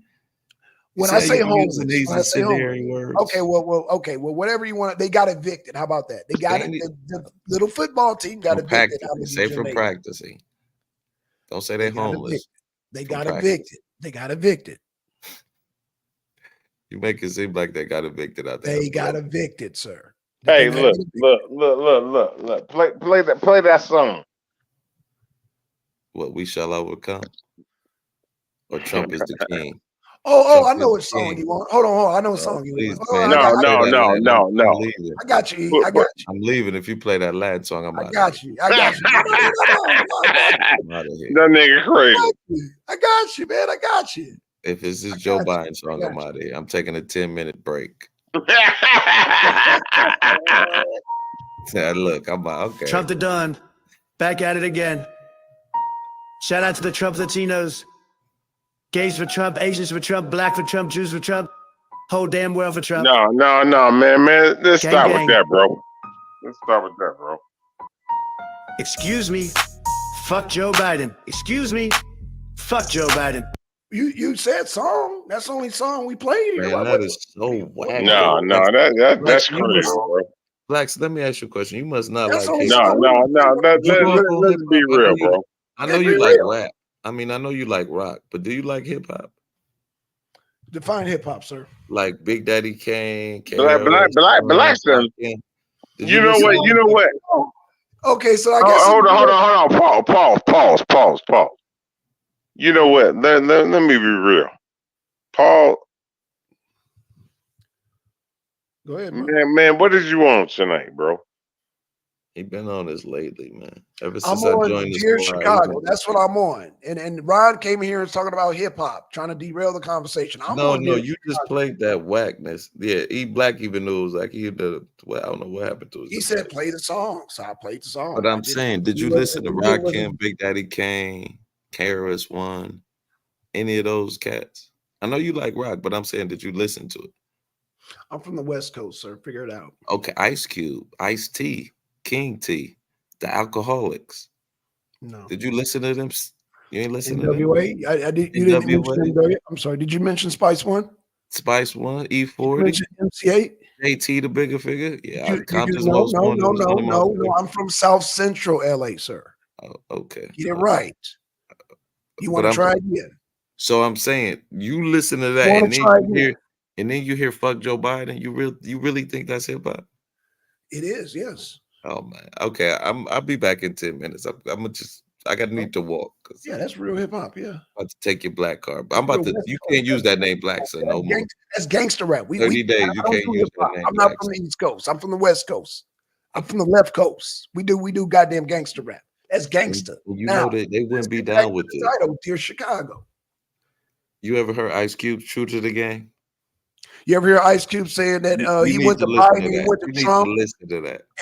And hold on. Did you you need to listen to what he just recently said. Did you hear Ice Cube on Tucker Carlson?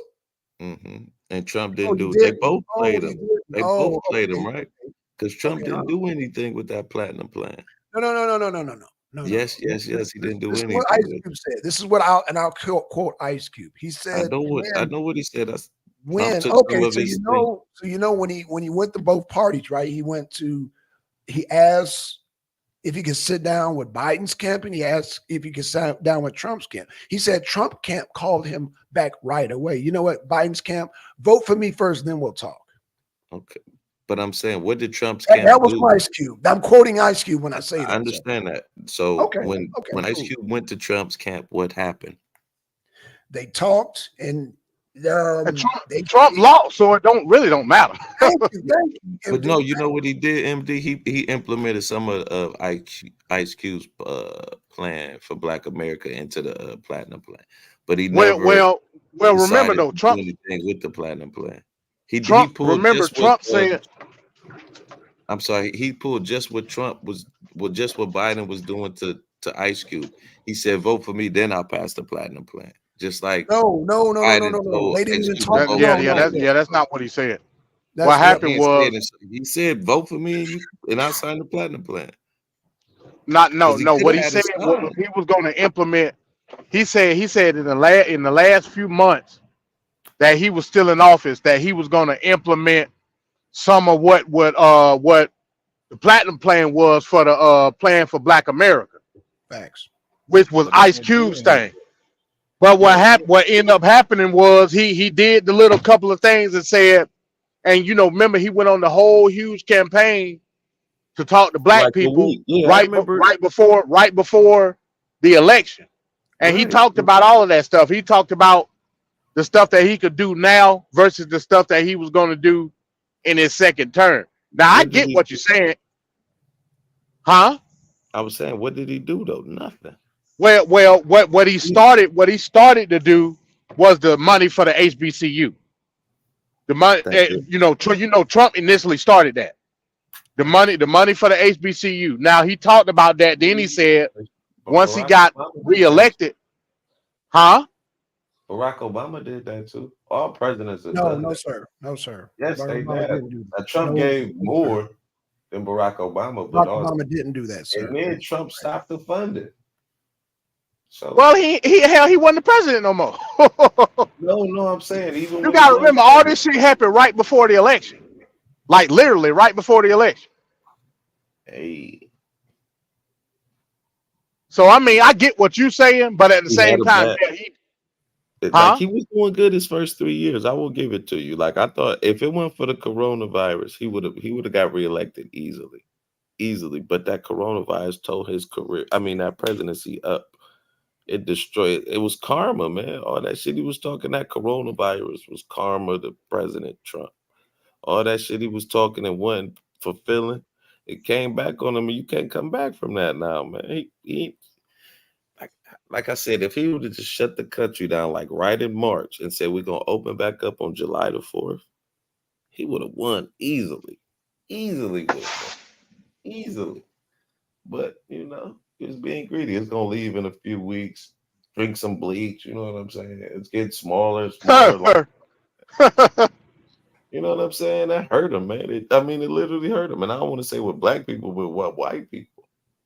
Like, what would you lie about that? 420, Ron says, so I'm here. Biden is talking about building a wall now. And You know what I'm saying? I told you. I already knew about it. I'm just saying, though, that's going to get some Republican voters, man. Oh, he's building a wall now? Well, maybe. We should look at Biden real quick. What is he doing? The economy's kind of good. Really? Okay. Okay. All righty. Yeah, it's getting better. It's getting better. Who told you that? Can you show some sources that it's getting better, sir? Bidenomics. Yeah, I can show you some. Sure. Yeah, put it in the link so I can. But I'm gonna wait till Che get up here, just like you told me with the 5,000 Venezuelans. You can say crazy stuff and not show nothing, but I can't. Now I gotta have proof.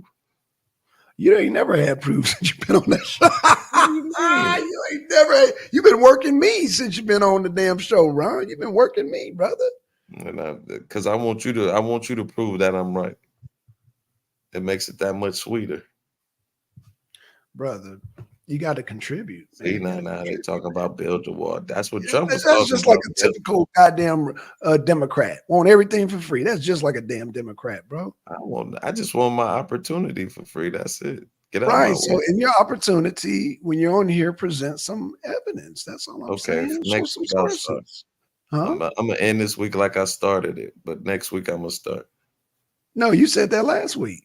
No, I didn't. I said it this Yes, week. you did. We had that same conversation last I said week. it this week, brother. We had it last Thursday, to be exact. On the Arena Abroad, we had that same conversation about you bringing resources because you tried to challenge me on that coup d'etat president in Ukraine when we were And talking I about showed, prosecuting. I showed you the video of that. He was Right, saying and I don't believe debunked it. him. Right, and I You debunked that. shit prove he was a coup d'etat president. Oh, I proved that. No, you did. Oh, everybody knows that. See what I'm? That's what you did. You said everybody knows. Everybody knows that. Oh, you know what? But this is not that proof. show. That is what you saying. That's what Trump do. He don't have proof. He just say anything, and like he's smart with it. He said that one time. You say a lie enough times, it becomes a truth, and that's what he do. And by the time it's disputed and found out, it's too late. He on to his next lie. Like he's slick with it. I give it to him. So executive made an interesting point. They kicked out a crazy progressive liberals for an extreme crazy progressive liberals. Chicago deserved what they get. You know what? I agree with you, 420. I think that, you know, them not knowing, now MD will disagree with me on this, but once they gave the powers to the Democrats, I mean, that's what they've been doing. They show track records over and over again, not being there for the people, but being there for the corporations, being there for the donors, being there for everybody who is not their base besides black people, because you got Asians who they cater to, and Asians barely vote, Latinos, who else? I'm about you go, my fault. You're gonna be on for a second. I'm about to make a run real quick. Absolutely. We're gonna be here. Yeah. We're Okay. gonna be here waiting on you, Ron. All right. All right. So yeah, they kind of, and I hate to be so harsh and brash. That's why I have MD come on here and balance everything out. If you voted Democrat, you deserve what you get in the people of Chicago. But there's an answer.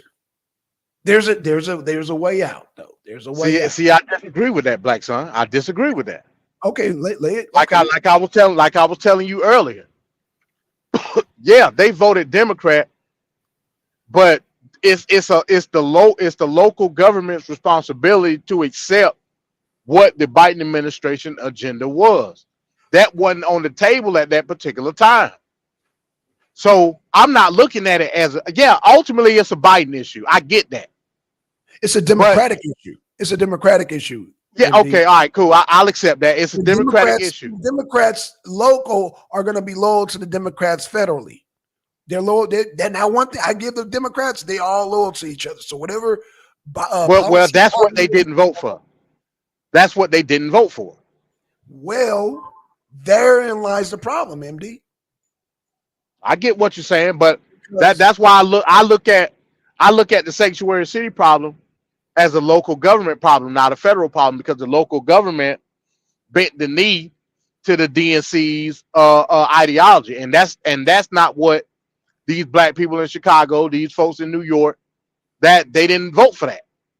But they voted for the Democratic issues in their own jurisdiction, like homelessness, like social security nets and stuff like that. Nothing to do with migrants. That's all that I was saying. No, and I hear what you're saying, and you're making some very good points. However, are the Democrats going to be loyal to the Democrats first or the people first? That's just a general question. And what is their track record? They're supposed to be loyal to the people first. I agree with you. The people of their own district. But what has their track record been throughout the years? Their track record, I can only base off of this one particular issue. Okay, fair enough. And they went lockstep with the Democratic Party as a whole, and that's not right. And Well, the only other one that I would give you is gun rights. They've been lockstep with Democratic establishments federally. Facts. As far as gun rights in these local municipalities, I give you that one. Facts. Because in all of these Democratic cities, you can't own no damn gun. Right. Not only that, I'm glad you said that, but let's just look at Democrats locally. Democrats locally are going to bend the knee because do they at some point in time aspire to go to a higher level, to the federal level, to Congress, to the Senate? Do they aspire maybe be the president someday? So is it not saying that these Democrats locally will bend the knee to have that good look? Remember we talked about the good look with McCarthy and Gates. Remember we talked about how goddamn you were like, wait a minute, what's her name? Taylor Greene didn't vote to get rid of goddamn, well, what's the name? Well, what did I tell you? They did it for a look, right? Yeah, but that's you saying that's different? Okay. No, I ain't saying that's different. I'm saying that's bullshit. No, I agree. It's bullshit. I agree, but we looking at it from where we stand as just voters. But what I'm saying is that just same with Marjorie Taylor Greene doing it for the sake of the Republican Party, the Democrats are doing the same. Well, we're gonna look out for the Democrats because someday I want to be a senator. Someday I want to go to DC. And usually that is the goal and aspiration of most of these local Democratic mayors, most of the Democratic city councils. Yeah, look at Keisha Lance Bottom. She in Washington right now. Facts. Hell, we can look at we can come back here to Georgia with what's his name? I forgot his damn name. Damn, in DeKalb County. What's his fucking name? He was goddamn parading for Trump. He's a Democrat. You talking about who turned Republican? You know what I'm talking about? Yeah, he was the DeKalb County CEO. Yeah, Vernon Jones. Vernon Jones. In fact, the guy from Dallas. He. So what I'm saying is that you got these Democrats that are going to yield to their higher ups, which is the people in the federal government and goddamn DC. They gonna do whatever it takes so they can goddamn rub shoulders and goddamn get in the door in DC, because that means higher position, higher pay. So at the end of the day, we got to look at the realism of this. MD. So what you're saying, yeah, they're supposed to, yeah, just like in the Congress, goddamn, not Gates, but McCarthy was supposed to stick to his word. And supposed to, from what I heard, stick to, you know what, we're not going to fund Ukraine. That was the Republican word that was goddamn said by McCarthy. And Gates said he didn't own up to it. But because quick thing real quick. Okay. Vernon Jones was CEO of DeKalb County when I was in high school, right? Facts. You know, I went to Decatur High School. You know, Decatur High School right there in Decatur Square. Right. I went. It used to be a place up there in the square called Sensational Sub. Like they sold wings and subs and Phillies and shit. He was in Sensational Sub one day and he bought my lunch one day just for no reason. Okay. And we chopped it up for a little bit, and we were talking about, because DeKalb County is a weird county based on like the geographical location. It is, yeah. We were talking about it. He was trying to make, because I'm pretty sure you've been in Georgia for so long. Yeah. It's certain parts of DeKalb County that got Atlanta addresses. You know that, right? Oh, absolutely. Yeah. They like Perimeter Mall. Perimeter Mall is DeKalb County, but it's Atlanta too, and some other places. So we was talking, and he was talking about his whole thing at that time was like trying to redistrict everything to be like solely DeKalb County. It was an interesting little topic, but I just wanted to segue that. So he was a Democrat at that time, by the way. Of course. Yeah, he just turned Republican. He just turned Republican. Yeah, fresh Republican. He's fresh, like not even. Hell, I remember. In fact, I remember the Trump rally he went to when he was still a Democrat. Yeah, that's what started it. Yeah. I remember that rally. They were down in, was it Macon or was it? Yeah, it was Macon. I remember that. It was down in Macon, and he was like, I'm a Democrat, but I'm here to support Trump. I remember that. I remember that shit like it was yesterday. Yeah. He was on RESBN too. He was on RESBN. I remember that like it was yesterday, bro. But so 420 said Trump isn't a Republican, but more of a progressive populist running on a Republican platform. Hence why MAGA and the Rhinos are both Republicans, but different. What do you say to that? So basically, you're saying he's a fascist. What the hell is a progressive populist? Populist meaning that he's more or less for an ideology of the people in itself, right? But according to the United States, we all different in ideology. So when you say populist, I can only mean that to be fascist based on the nationalistic nature of the people that vote for him. Now that's just my opinion. That's just my opinion. Black Sun wouldn't agree with that. Oh, of course not. I'm not disagreeing with that at 420. I'm definitely not disagreeing with that. So he said, well, a progressive conservative populist. Definitely conservative, yeah. But here's the thing. We call Trump, and that again, that's fascism. But here's the thing. Personally, would you call Trump? Oh, go ahead. Go ahead. Personally, would you call Trump a conservative? Hell no. No. He's a populist, but he's not a conservative. I would agree with that. And he said Obama was basically a conservative Democrat. That's true. Obama was known as a blue dog Democrat. I agree with that. Yeah. He was definitely moderate, just like Biden. Moderate as hell. In the sense of liberalism. Obama. I disagree with that, but go ahead. What you mean? Obama did shit on both sides. No, Obama was not down for no open borders, bro. What are you talking about? I ain't saying he was down with open borders, but he did do a lot of bipartisan shit, just like Biden did. Well, that's one thing about Biden and Obama didn't have in common. Well, Obama was goddamn deporting them. They give him the nickname. But that's one issue though, Black Son. What about the foreign policy? Obama's foreign policy is was definitely right wing, most definitely right wing. I agree. So that's what I mean. That's what I mean by moderate. He was a moderate liberal, just like Biden. Right. Just like Biden was. Right. Who was that? That's Shabaka. Oh, okay, that's Shabaka. Okay. That's Shabaka.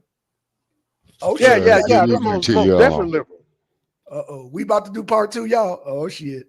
Yeah, greetings to y'all. This is Shabaka saying Corey, man, you know, the co-executive producer of Shabaka's Black Experience Enhancing Frontline Black News.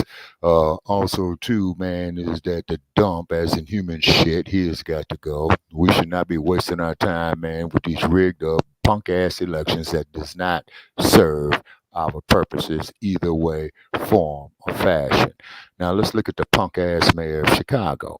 He is more worried about these migrants who hate us, and mainly talking about these Latinos. And also, too, I want to give a shout out there to Shabaka, your mic, Shabara, just your mic is getting a little.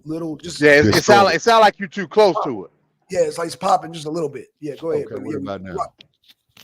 Okay, look, the volume just a little bit more, but just it was popping. Okay, yes, sir. Okay, and then once you good? Yeah, you good. I'll turn your mic up. Go ahead. Yes, sir. And thank you so very, very much for having me, man. And what it is, Black family, with me being an old bastard, man, that is my duty to pass on down what I've lived through to the next generations. Okay, what it is, man, they want to feminize Black men. Okay, they want us to sit up here and identify with this non-binary, no sex type of shit. You see what I mean, man? And we better than that. For the simple fact, because we are the original man of where we come from. You know what I'm saying? These savages out of Europe has came and stole knowledge from us, claiming it as their own, trying to normalize an alphabetized agenda, which goes against the grain of nature. Hey, man, that's their business. Okay, don't come to us with it.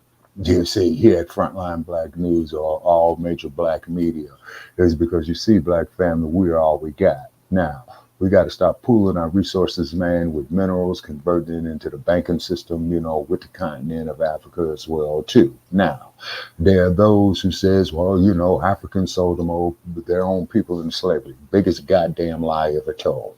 What had happened is that the savages from Europe with their funky, unclean, nasty, non-hygienic asses have went down there with that classic game of divide and conquer. We fell for it hook, line, and sinker. Okay, now what proves this is the case of the Amistad of, Sin-Q, who was the king's son, who was kidnapped and brought here as a slave as well, too. So therefore, I will debate with any ass scratcher, any Yassa boss, any white supremacist, any dumpster, okay? And when I say the dumpster, I'm talking about the dump as in human shit. And I want to make that perfectly clear. And also, to the governor of Florida with his woke theory or sleep theory or whatever with his pink panty ass is wearing, I'm calling him the panties. And yeah, I'm saying a punk is a transvestite wearing women's underwear.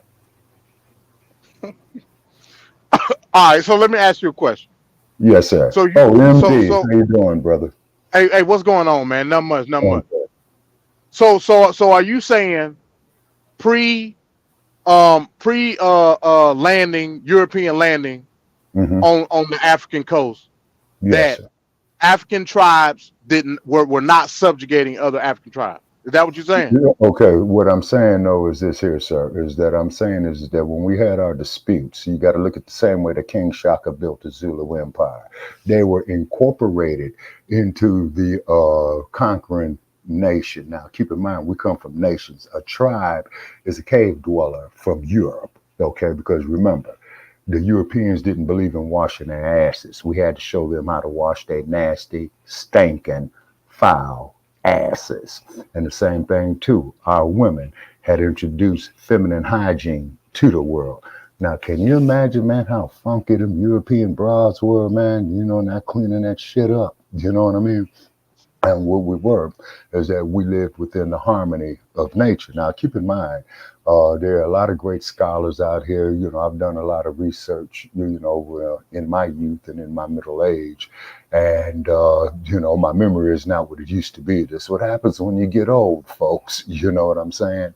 And then our sister, Miriam Makeba, had stated in one of her videos in the 1960s is that she had stated that we had always carried on our traditions and our history orally. That's what the griot was about, because the griot would be off doing his thing, and then the crews would get together and says, okay, we need to get some updated history and what have you, or we need to recall some past history.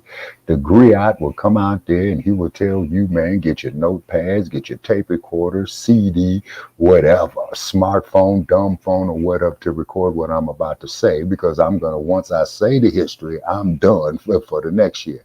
And this person would speak for a minimum of 3 days straight, 72 hours straight. You know what I mean? So how old boy was keeping up, man, relating this information, once again, one of the wonderful mysteries of the world. But that European savage, man, didn't know nothing. He didn't even know how to wash his ass, and he came up out of the Ice Age. You see what I mean? Now, you got these all inclusive individuals like an ass scratcher like Bianchi, you know what I'm saying? And I'm through with Bianchi. Tell him I said it, you know what I mean? And what have you. And then the sad part about it is you got this syndrome, is that you see what a slave master will identify with his captor. What is that they call that? The Stockholm Syndrome, I believe, Brother Paris. Right. Yeah, you see. So that's what. Yes, Stockholm Syndrome. Yes, sir. They call it Caucasoid Syndrome. Yes, sir. And that's exactly what it is. With master and everything that master is about. Yes, sir. Yes, sir. You know what I'm saying? And then, of course, you got these brain dead Negroes. Yeah, exactly. You see. Oh, sorry. Peace to the panel. Peace, Black Sun. Peace, MD. And whoever in the chat. I see you, executive. First of all, Hotep mean peace, so I don't know what's wrong about that. But anyhow, I was hearing y'all say there was a distinction between Trump and the Republicans. Right. Well, the dump. That's what Black Sun. Like I said, me personally, I don't. When I talk about MAGA, I talk about the policy thereof. But it's See, Black Sun don't believe that Trump is withstanding to the Republican Party. That's something that I say Republican. The Republican issues that Trump got is a Republican issue. It ain't nothing separate. Black Sun believe that it's separate. No. Whoa, I didn't say it was separate. You don't think it's a bipartisan issue, MD? Bipartisan issue meaning what? You talking about the migration issue, right? Mm-hmm. No, I don't think it's bipartisan. No. You don't think they both are funding this? No. And the reason why is because the Democrats are using this issue for a specific reason, I believe, Right. which is for to replace us.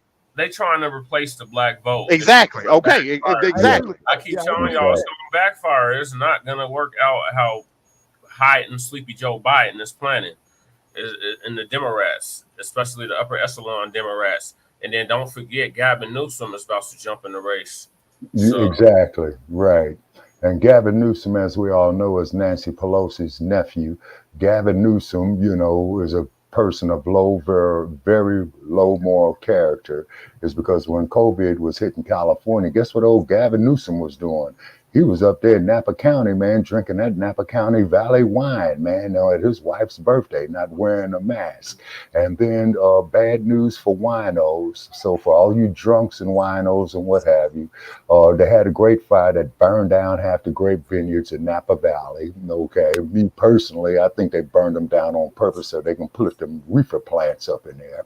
So, you know, your short dogs is going to be costing a lot more. You know, it's going to cost a hell of a lot more to get Shorty out of jail. And I think Shorty's bail was what, $2-3 now. Expect $5 and $6. You know what I mean? Hey, well, you know that you know my name is MD20, man. You know that's where I get my grapes from. My you talking about Napa Valley? Yes, yeah, you know I get the good Napa Valley grapes from my MD20, man. Yes, sir. Yeah. Then keep in mind For my Boone's Farm. Yeah, exactly. But That keep in brings mind that the Boone's Farm, the Ripple, man, that's the bottom of the barrel stuff, man. That's the rotten stuff, that they make.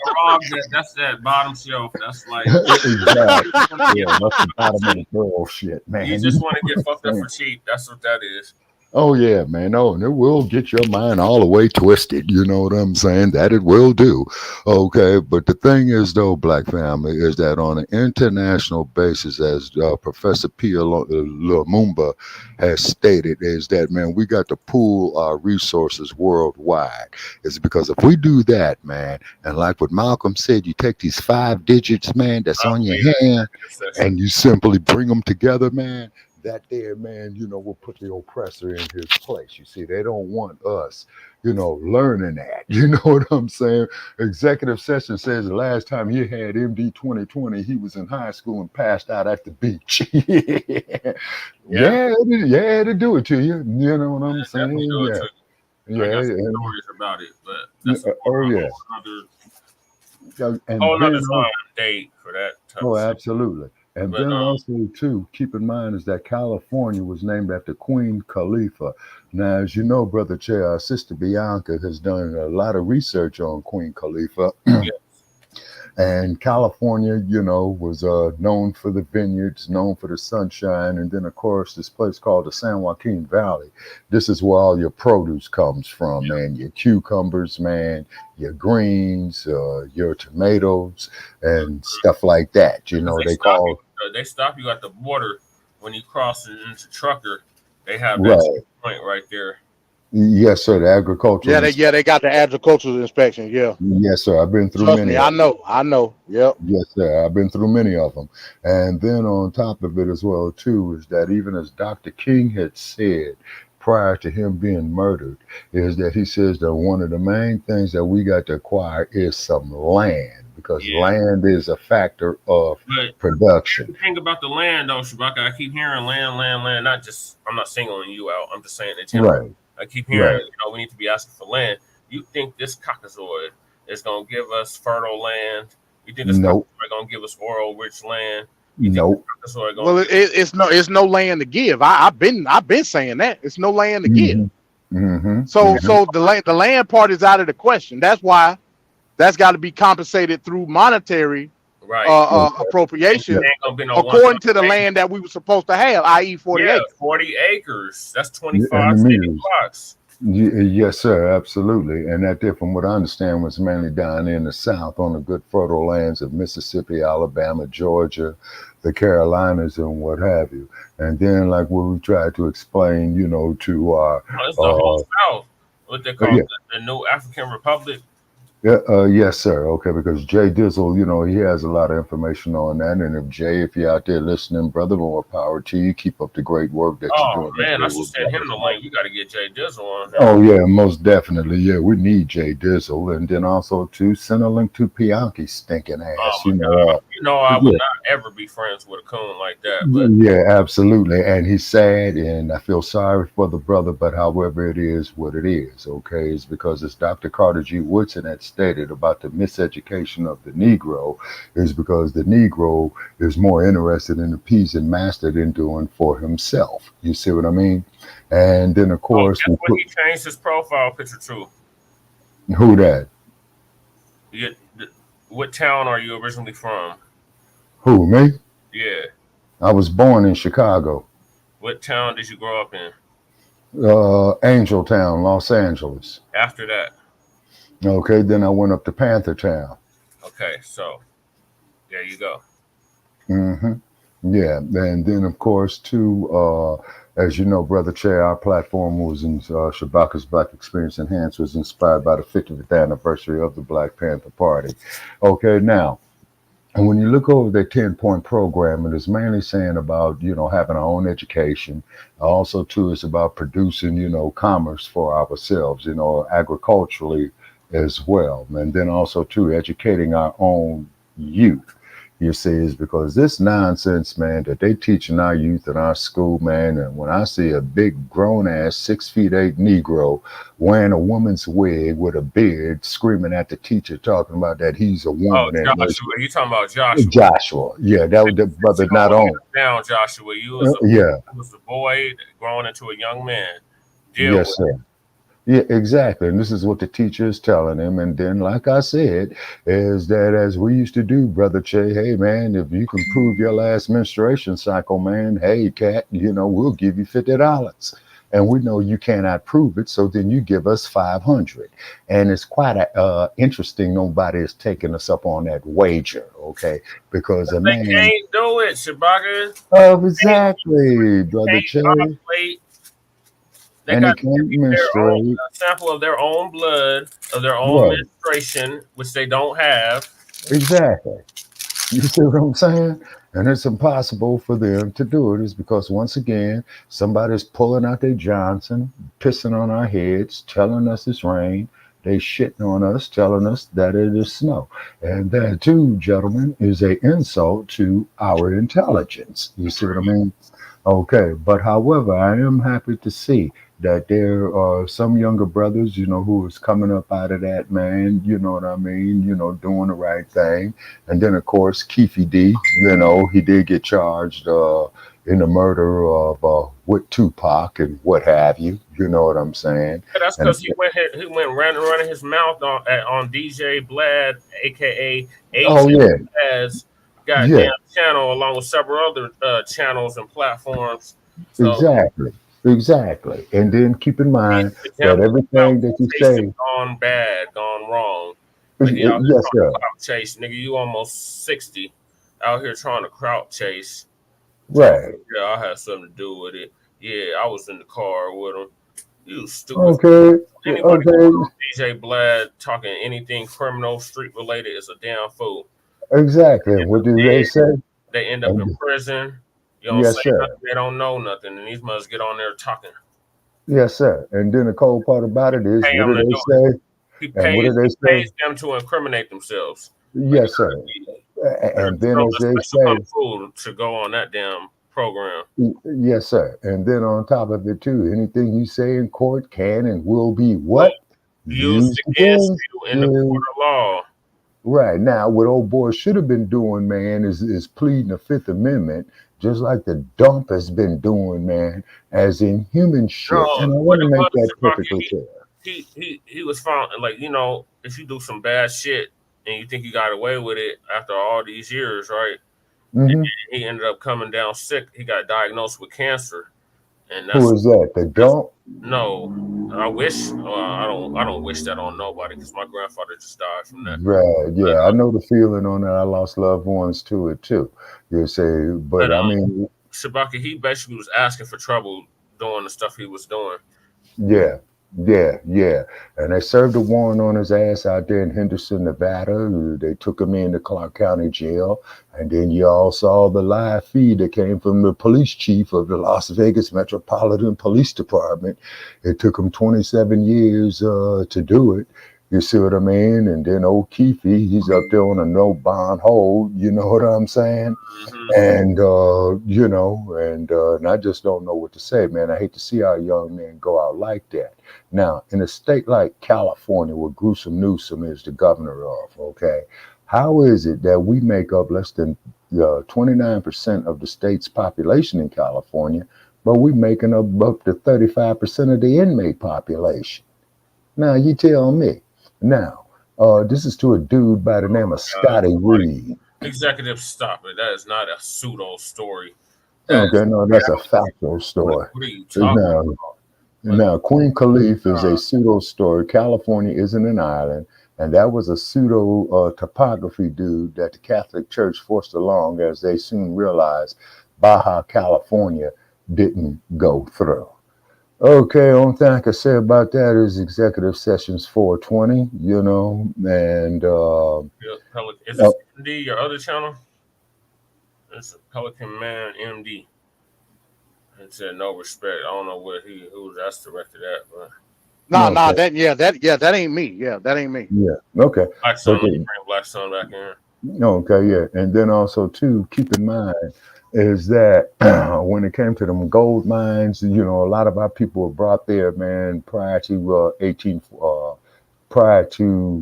what year did they end slavery? 1863. Okay, a lot of them, our people were brought there, you know, to mine those golds for the slave traders and for the slave masters.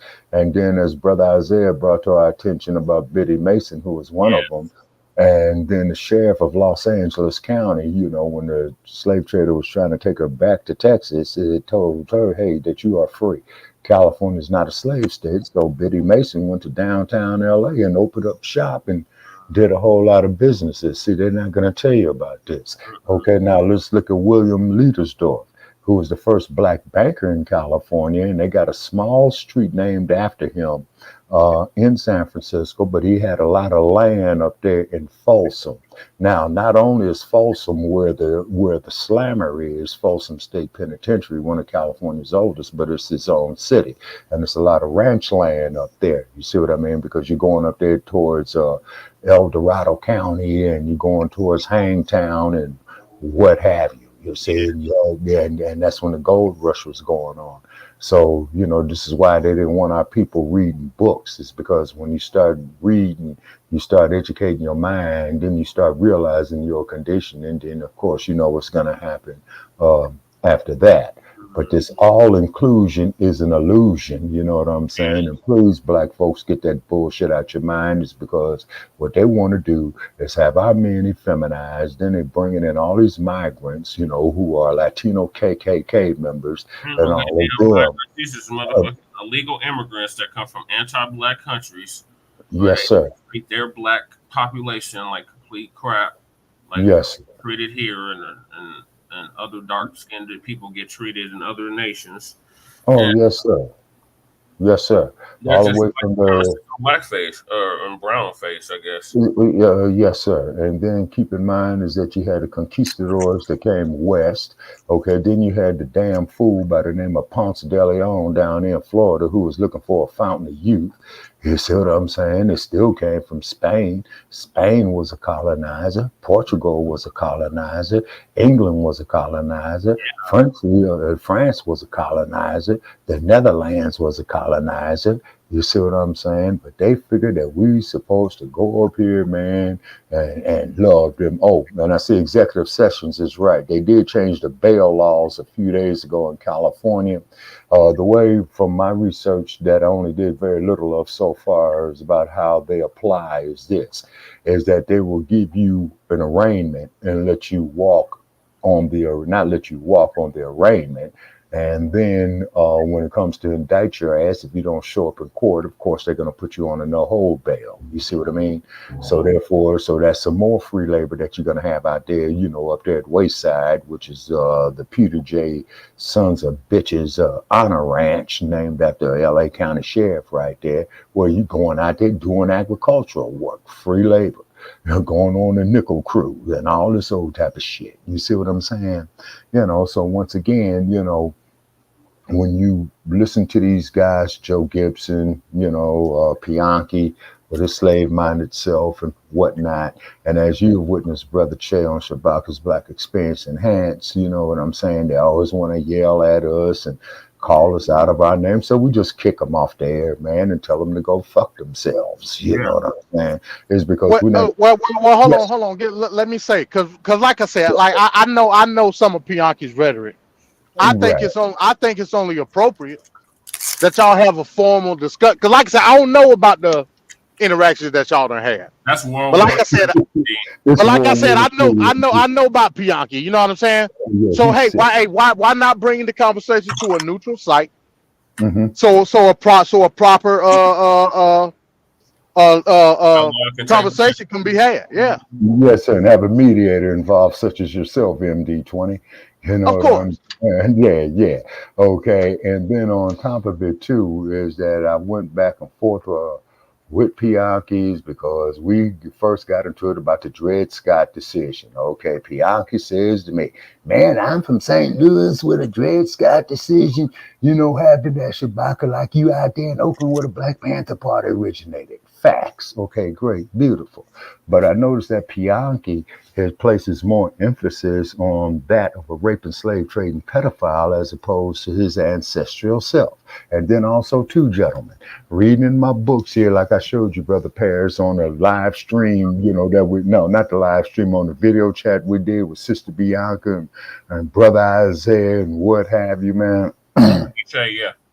Yeah, okay. Is that I showed you my library, man, where I get my research at, and my primary source of the research is from Lerone Bennett, you know, who was the chief journalist over there at Johnson Publications, and gentlemen, and you would know it as Jet and Ebony magazine. You see what I mean? And then, of course, too, what Pianki fails to realize, just like Joe Gibson and a couple other ass scratchers he have over there, is that you could mortgage your slave. You could put your slave up as collateral. You see what I'm saying? You could rent your slave out. You see what I mean? Yeah, and then find that. Yeah, and I'm quite sure that a lot of our young women would rent it out, you know, to other rape and slave trading pedophiles, you know, from her. But hey, real quick, let me say now going back to the Dred Scott case, Justice Curtis in the Dred Scott case knew that shit was wrong to the point where he quit. He quit being a justice based off of Dred Scott because that shit wasn't right. But wasn't it Tennelly that had the final decision on it? Justice Taney wrote the majority opinion. And he was trying to justify it off of property being passed down, but he was freed, and he was a freed man. Like Justice Curtis knew that shit. He was like, this ain't right. Oh, Judge Roger C. Taney, who wrote the opinion of the court there, MD, and he had stated, and I'm not quoting him, I'm just paraphrasing him, is that it says that people of African descent cannot be and were never intended to be citizens of the United States.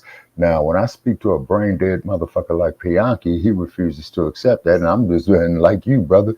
I pulled information up and I said, hey, man, here you go. Right here is what it is. So, you know, so what do you got this allegiance to these tricks for? You know, they don't like you. They don't love you. You're a damn minstrel show. What are you serving? Yeah, exactly. You see what I'm saying? You're a damn minstrel show.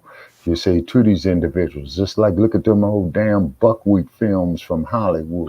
Look at Al Jolson, and that's why, you know, Brother Che, I went out there on Hollywood, in Hollywood, and I told them to go fuck themselves, like I said I would, and I did. Twitter, just like you went to YouTube, just like you went yes, sir. Yes, sir. Yes, sir. Same thing. Yes, sir. You know what I'm saying? And then they got me like on 3 suspensions, you know what I'm saying? And next thing you know, they're going to pull the plug on Shabaka. But however, though, anytime you speak of the popular version of what is truth, you got to understand that. Now, gentlemen, the question I have, how are we going to move forward as a people and secure our economical independence and get rid of this dependence on these euros? You already know what I'm gonna say, Shabaka.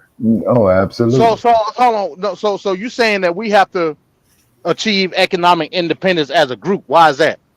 Okay, it's for the simple fact is, as long as that we are in our current economical situation, we will always be subservient to the Caucasoid. You see what I'm saying? This is why they don't want us having businesses. This is why I appreciate black entrepreneurs coming up. Now, let's look at Black Wall Street. Black Wall Street was very productive for black businesses there. But what did the white boy do? He came up there, man, and gave you the first form of aerial bombing. You see, when they was dropping Molotov cocktails from those airplanes, you know what I'm saying, on top of Tulsa. Yeah, exactly. On Tulsa, Oklahoma. Same thing that they did with Rosewood. And what happened in both those cases, gentlemen, as we all know, that happened into with Emmett Till.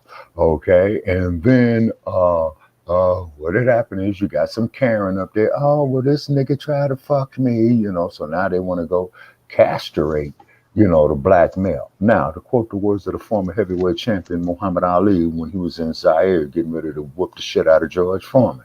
No, we are not brothers. Brothers don't castrate their brothers and cut off their privates and put it off in their mouth.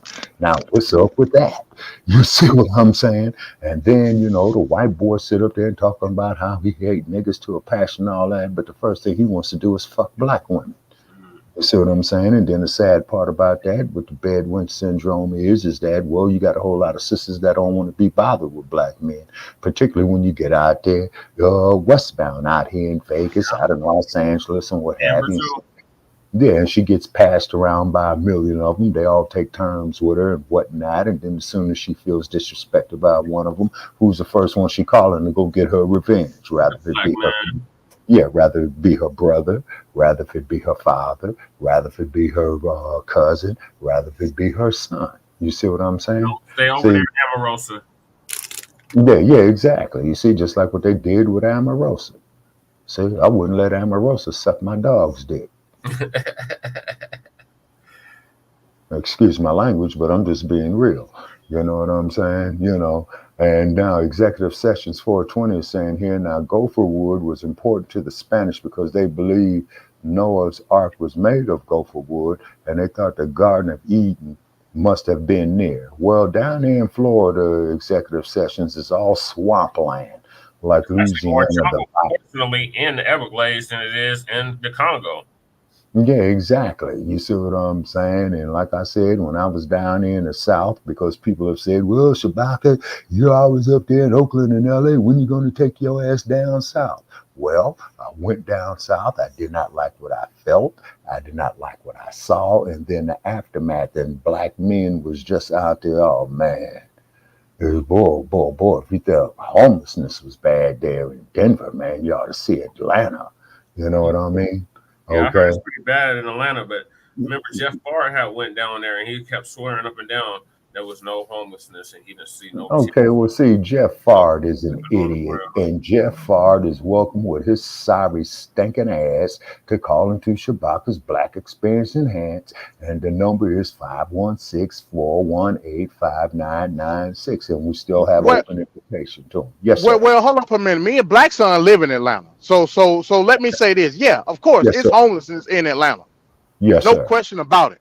Okay. But there's nowhere else in the United States where you're gonna see black excellence. Now we looking at it from a black perspective, right? Yeah. Yes, sir. It's nowhere else in the United States where you're gonna see black excellence. And when I say black excellence, I'm talking about black American excellence. Yes. Okay. Black American excellence anywhere else in the country, as far as black entrepreneurship, black education, Right. black leadership, first and foremost, Right. if anything else. Yeah. Okay. Now you may not agree with the leadership, But the fact of the matter is, it's there. Yeah. So in an aspect of what you're talking about in terms of the upliftment of black people, you ain't gonna get it nowhere else besides the place of the Black American origin, which is the South. Okay. Yeah, that's who we was brought at. New Orleans. There go Jay Dizzle. Jay Dizzle's in the house. Oh, okay. All righty. Jay Dizzle, what's going on with you, brother? How you be? Yeah, there's Mr. Dizzle, Black Eye Stan. How you doing, brother Jay? How you feel? The media. Yes, sir. Yeah. So I just wanted to make that point because a lot of people say that they want to pinpoint the dysfunction and yeah, it is dysfunction, no doubt about it. But the fact of the matter is, when it comes to the opportunity of black upliftment, you ain't gonna get it nowhere else but in the South. Okay. Because that's where we concentrated at. Yes, sir. That's just a fact. Yes, sir. That's our stronghold right there. And then me and brother Jay Dizzle. On that note, did y'all hear the good news about Alabama? They gave them another black congressional district. Oh, okay. That's cool. But yeah, we know about Alabama, old frog face. Segregation yesterday, segregation day, segregation tomorrow. Yeah, old frog face. Yeah, that's one of Bianchi's heroes. Goddamn George. Yeah. And brother Jay, how you doing, man? And I'm definitely checking out Black Eye Stan, man. And I'm gonna give you a call later on, Mr. Dizzle. I'm gonna, talk over some other things which we was talking about in the past. If y'all can, man, put that information in the chat. Oh yeah, absolutely. Okay, it's because what it is though is that me and brother Che, we are going back and forth with Blog Talk, and we're kind of upset with them is because Blog Talk is trying to charge people to call into the platform.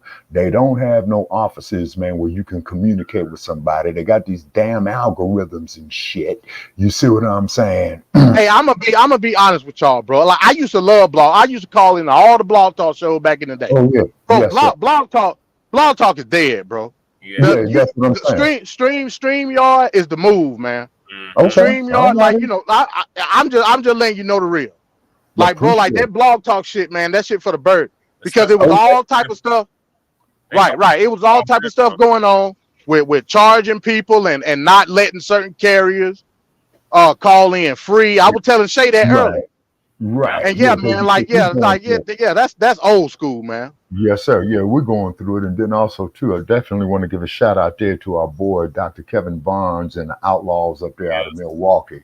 Yeah. Definitely a shout out there to them. You know what I mean? And I really love the way how Dr. Barnes, has checked some of these Caucasoid idiots, you know what I'm saying? And what have you. But what it is, though, since the slavery is in the past, okay, how we're going to move on is because a lot of us are still scarred by it. You see what I'm saying? Now, Executive Sessions 420, to this day, some religious folks believe Lake Seminole in Chattahoochee, Florida, is the Garden of Eden to this day. Now, that's very interesting about the Seminoles. Break it down, Shabaka, because I was supposed to bring it up too. Yes, sir. Chief Osceola of the Seminole Nation, he was offering sanctuary to slaves, okay, as they escaped and going through the marshland of water moccasins, man, all kind of good stuff down there. And what had happened is it was either Grant or it was Sherman who came down there with his troops. It was Sherman. Oh, yes, sir. Who told Chief Osceola, he says, hey, man, we know you guys are harboring runaway slaves. We're here to get them out. And Chief Osceola said, look, Trick, check this out. You ain't coming down here running shit. And you got about 5 seconds to get your stinking ass up out of here. Otherwise, we feeding you to the alligators.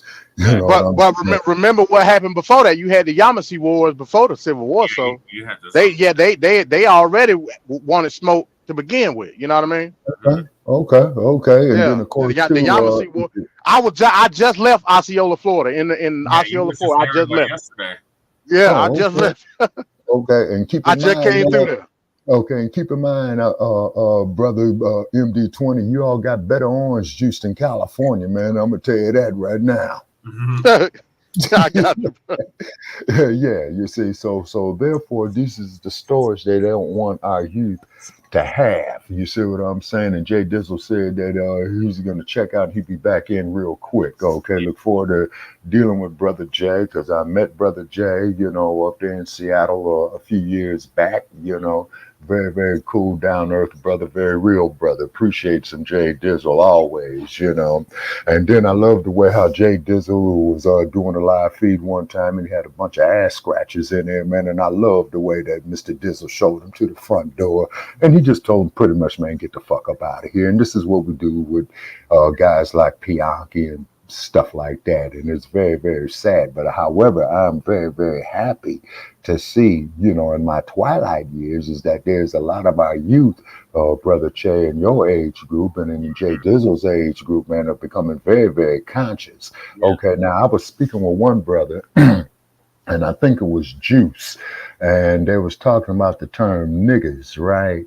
And they was talking about this concept of NEGUS. Okay, so maybe, man, that there might be the assignment for you all's generation after I check out. You see what I'm saying? Is because what I'm doing, man, is Sister Miriam Makeba says, we translate our history, or we pass down our history orally. You see what I'm saying? And so this is what I try to do, and I talk about the events, you know, that I have lived through. You see, and then as Mama Africa said, and then when y'all listen to our podcast in the morning, we always are playing African Sunset, and that is by Miriam Makeba, because as we all know, is that she was exiled from South Africa for about 30 years. She was also the wife of Hugh Masekela. She was also the wife of Kwame Ture as well, too. And then when she went back to Azania, they would not let her out. And then, of course, she was there, you know, to her passing around 2003, I believe. And Mama Africa, I believe, was 74, 75 years old. Okay, so most definitely check her out. Now, another thing, too, Black family, another resource is that these Caucasoids have stolen from us, okay, that they don't give us no return on, is our music. Now, let's look at a bum like Elvis Presley. Okay, Elvis Presley, dope fiend, bum, plagiarizer. Exactly. Yeah, he's 25, marrying a woman 14. Get the fuck out of here. Okay, you see what I'm saying? And then the cold part about it is that Little Richard has stated, and believe it or not, in Los Angeles, I saw Little Richard in the bank. He was smelling like a rose garden, which is his business, but he was sitting up there saying, I got the book right here, and he stated that he and Chuck Berry were the fathers of rhythm and blues. You see what I mean? But then here comes Presley, you know, old Colonel Parker, his agent. Well, you know, if I can get a white guy to sing like that, you know, he'll make $1 million. And so there's old Elvis Presley with his pedophile ass dope fiend is that as well too. Died in 1977. You know, good riddance. But you know, he stole from Little Richard, stole from Chuck Berry, stole from Big Mama Thornton. You ain't but a hound dog. Glad you brought up Big Mama Thornton. You know, Domino. Yes, sir. And then also, too, there was another sister who was a guitar player, and they called her the mother of rhythm and blues, and Miss Rosetta. And segregation was so bad is that Miss Rosetta had gave a concert playing the guitar, electric guitar. And then, say what now? Blackson got a question. Oh, yes, sir. Why did Little Richard fire Jimi Hendrix? Okay. Jimi Hendrix was a trip. He played the guitar left-handed. I do not know why Mr. Richard fired Jimi Hendrix, you know, but Little Richard, you know, he had those pro-volities about himself, what happens out there in Los Angeles, in Hollywood, in the music world and what have you. And you know, they were all on them drugs and shit like that. You know, this is the late 1960s, mid 1960s, where they was propagating everybody trip out on acid, lysergic diethylamine acid, Dr. Diamonds. Yeah, I mean, yeah, there you go, LSD, the Beatles, and Dr. Timothy Leary, who was a PhD, and I believe Leary, man, was either at Harvard or Yale. He was at a Ivy League college, and he was advocating everybody trip out on acid. And then, of course, you know, you got people, man, you know, who went on that shit, never came back. Now, executive sessions are saying here now, Blindstown, Florida was the only place supposedly where they could find gopher wood to this day. So Florida had them hooked. This is why they all fought over that Jurassic Park all the time. Okay, valuable knowledge. Okay, and in Florida, Said the Isley Brothers fired Jimmy. okay, oh yeah, and the Isley Brothers fired Jimi Hendrix also. Now that's very interesting, is because if you know Ernie Isley, who was their guitar player, his work sounds very similar to Jimi Hendrix, particularly when you listen to that song, That Lady, on the second part. And then Jimi Hendrix had made a song called Purple Haze and All Along the Watchtower. I remember that as a child. That's 68, 69, I believe. You know what I'm saying? You're the oldest one here, so you would definitely know more than us. Yeah. But keep in mind, you know, I was a child at that time, so my facts will only have an accuracy of about 50 to 60%. But if somebody else who was more adult than me at that time, definitely, you know, educate me, and I do know the word is educate. You see, that's the difference between a wise man and a fool. You know what I'm saying? It's best to be a wise man and to keep your mouth shut and to be thought of as a fool, then open up your mouth and remove all doubt. You know, them are some words of wisdom right there. Now, also, too, as you know, Brother Chaz, we have constantly stated that's when they started coming out with the black exploitation films with Melvin Van Peebles, who's the father of Mario Van Peebles, with Sweet Sweetback Badass song. You know what I'm saying? Yeah, And rock and roll, correct. yeah, Little Richard. Yeah, yes, sir. Yeah, he is correct. Little Richard was the original rockabilly artist that created rock and roll. And Little Richard did tell me that, you know, not me personally, but all the people in the bank that I was at, which was over there by the University of South Central off of Vermont and 39th, I think, was right across the street from the LA Coliseum, you know, where they're going to have the 2028 Olympics coming up and the Saturday 1984 Olympics. Okay, so as we all know, is that these miseducational centers, okay, we got to get our children up out of that black family, most definitely, is because when they up here teaching the kids, man, that there's more than two genders, something is wrong. Right. And then on top of it, like in the state of California, where they had drag queen storybook hour, where you had And a these lot of them drag- turned out to be damn pedophiles, child molesters. Exactly. Sexual predators. Facts. Yes, exactly. But then again, too, y'all have to look at the fact is that a lot of these individuals who are like this were in fact violated themselves. Now, look where a lot of this shit happened at, on the plantation system. Okay, you know, they take yes, sir. The buck breaking, there you go. Okay, which was done down there in the Caribbean. Okay, also too about how they'll take 12, 13, 14-year-old girls, putting her up there on the auction block. Her parents will never see that baby again. And Black old governor. Friday. Yes, sir. Okay. And then Governor DePantis, and I'm saying that you are a transvestite governor and you wear a woman's underwear and that you're a punk.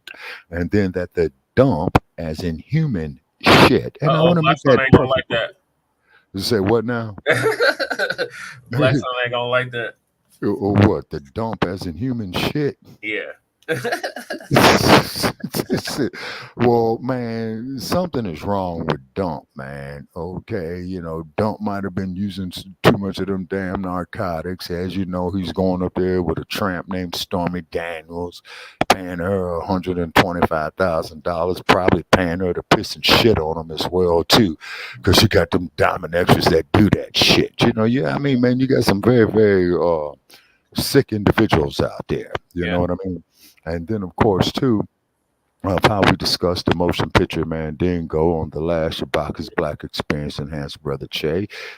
You were there. It got off the hook, and it was common practice, you know, for the white rape and slave trade and pedophile, you know, to go violate 13, 14-year-old black girls. Okay, but then as soon as the white woman, obsessions. Now, yes, sir. all the other white people that. Yes, sir. And Strom Thurmond was one of them. Elvis.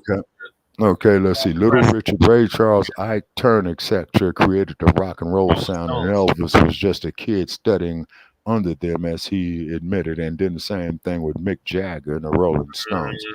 Ike Turner, I had very, very low regard for Ike Turner's because I did not appreciate the way that he had treated Anime Bullock.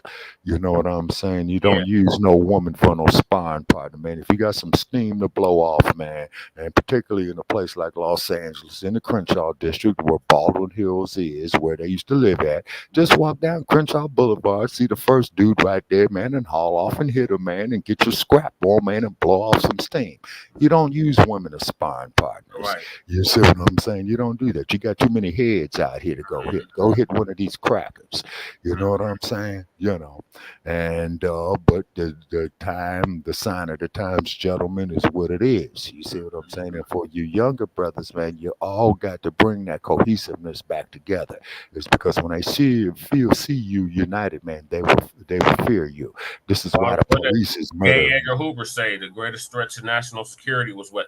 The The organization. organizational Negroes. Yes, sir. He really did say that. Rather if it was Dr. King and SCLC, rather if it was the Black Panther Party, rather if it was the Black Liberation Army, you know, any organization of you Negroes out there, you're a threat to the national security of the United States. Okay, now, how come Hoover couldn't come up there and says, well, you know what, people, yeah, you all did build this country. Yeah, you should be compensated. You know what I'm saying? Now, the main one who should have did that, and he didn't, was President 44. Okay, Barack. Sambo. Why would Yeah, he? yeah, He exactly. ain't got no lineage with us. Yeah, yeah. Sambo, quiet as kept. He didn't even grow up in the United States like that. He spent his childhood abroad. Yeah, right. And he was born in Hawaii. You know what I'm saying?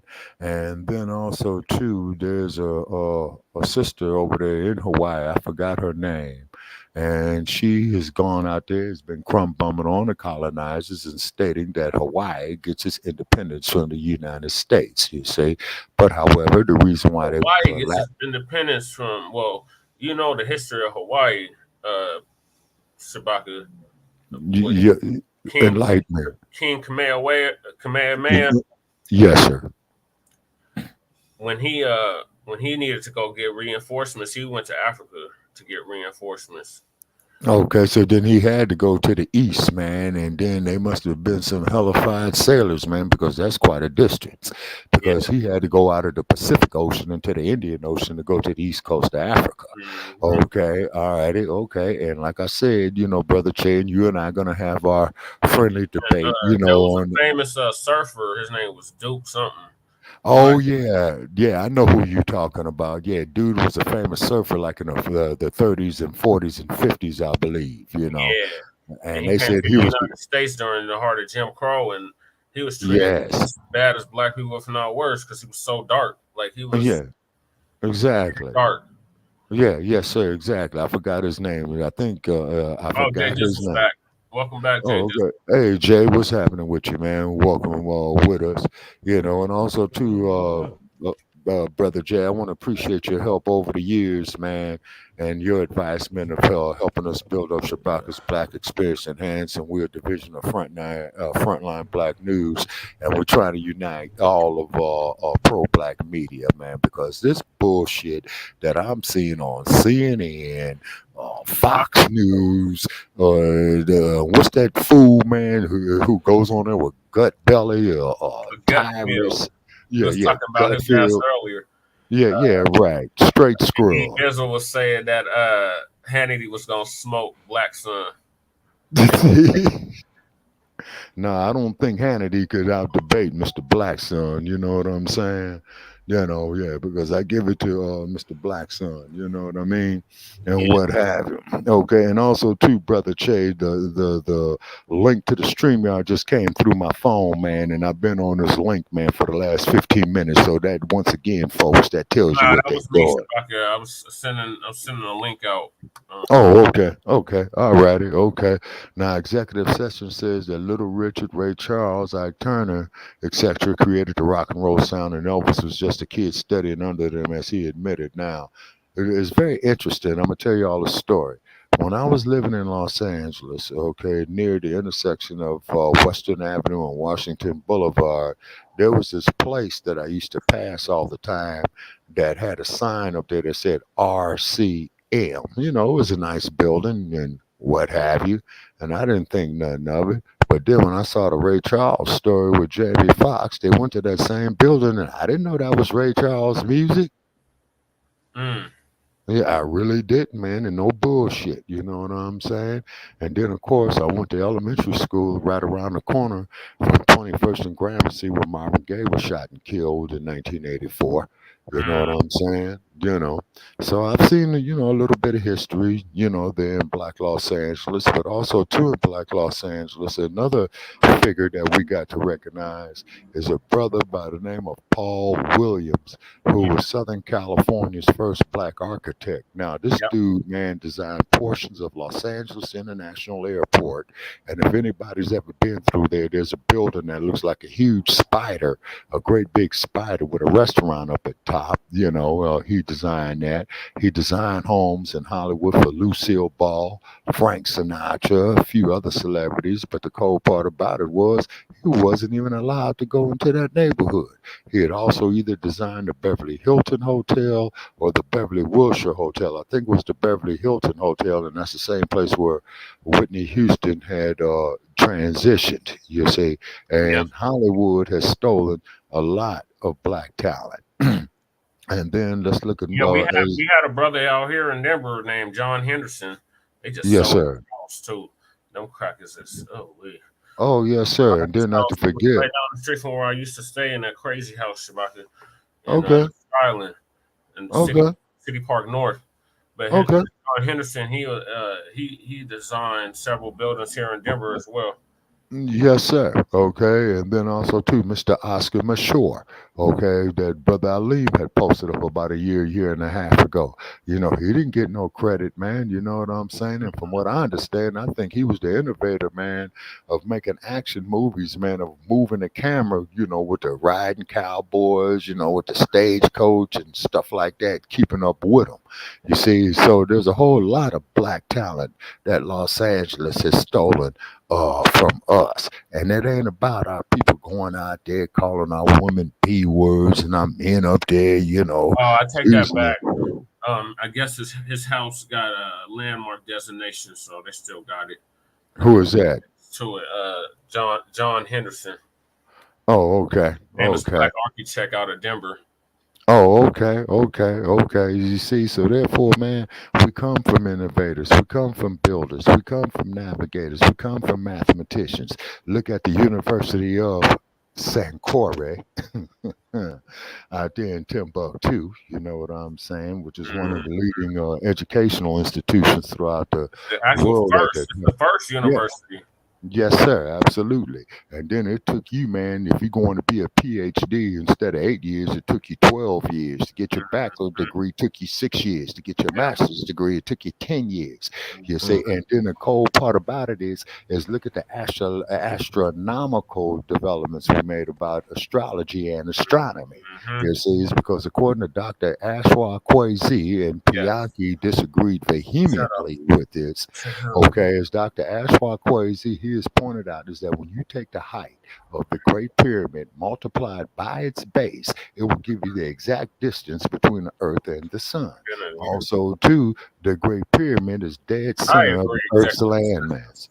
We Yeah. got to agree on something for once. Yeah, Hannity has proven himself to be establishment. Can't trust him. Okay, executive sessions. Okay, I agree with you on that. Is because you know you get that Judge Perro with fake news Fox. She belongs in jail, belongs disbarred, and I can imagine all kind of people she sentenced wrongly being a judge.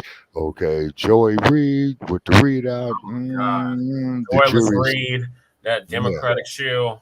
Oh, He's from Denver too. That's what's so bad. Oh my God. Oh man, okay. And then I will tell you one talk show host that I respected. He had everybody on his show. He was out of Chicago. He got ran out by Oprah Winfrey. You know who I'm talking about.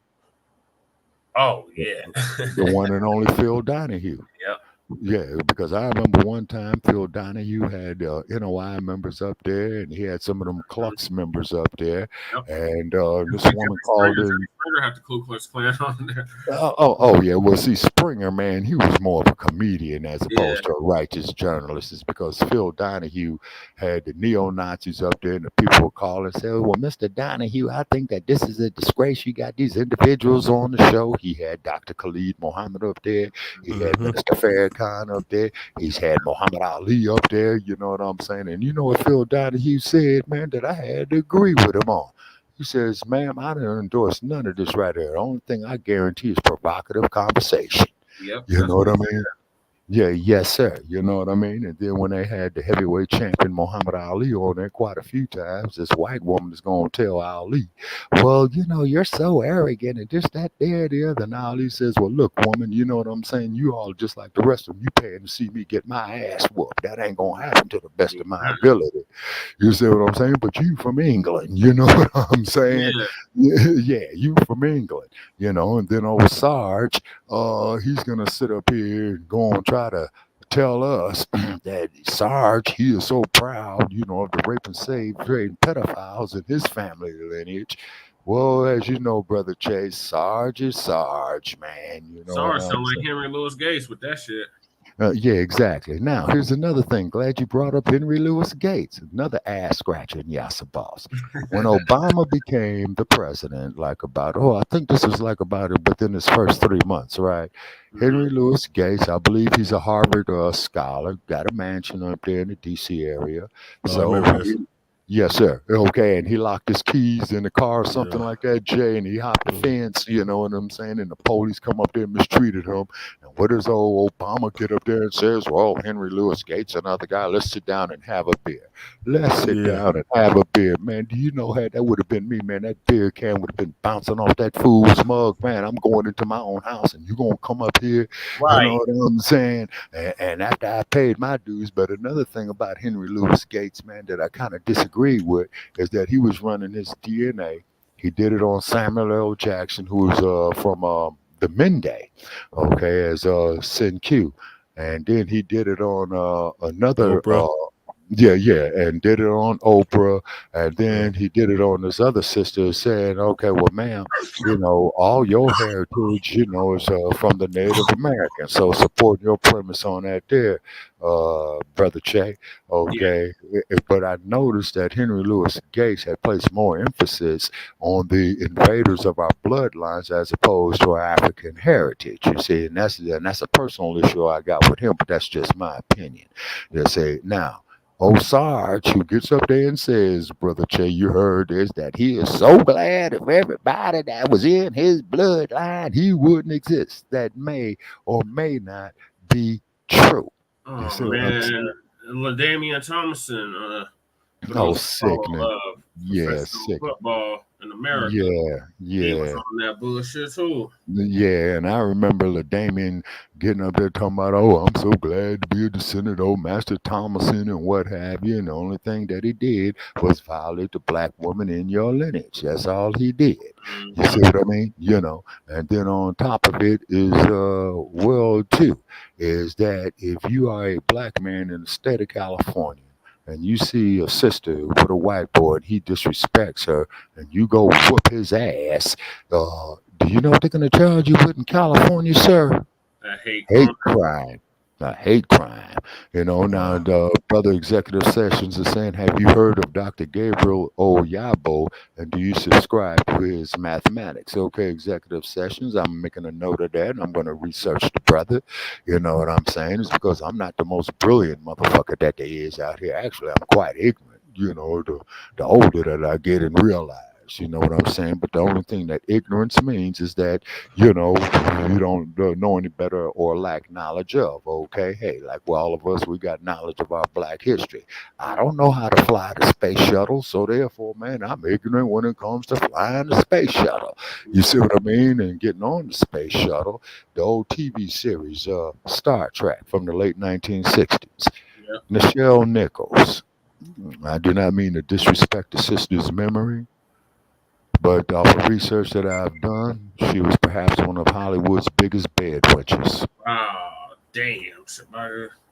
Same thing with Dorothy Dandridge. I knew about Dorothy. Yeah, you see One what of I'm my saying? boys is related to her. Oh, okay.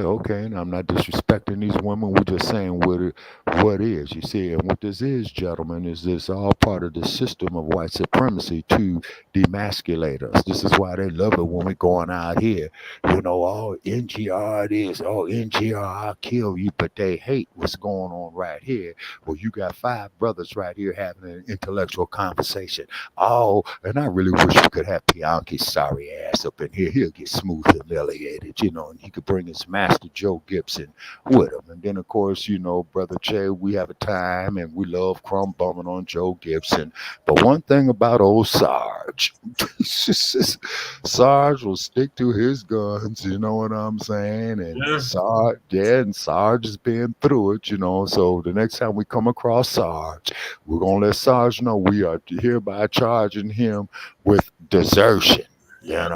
We're going to charge Sarge with desertion. You know what I'm saying? He said the guy he wanted you to research, he's supposed to be the smartest mathematician on the planet. Okay, all righty. Okay, we'll make a note. And if you could write it down, Brother Trey, Dr. Gabriel Oyibo supposedly is the smartest mathematician on the planet. Okay, all righty. I'm sure Executive Sessions 420 did his research. You know what I'm saying? I don't doubt what this black man is saying. You know what I'm saying? Let's check him out. And this is the kind of education that our youth need off of these public indoctrination centers. You see what I'm saying? And this is the kind of inspiration that our youth need, for our coalescence, like to coagulate, come together. You see what I mean? Because we are all we got, black family. And that is for real, man.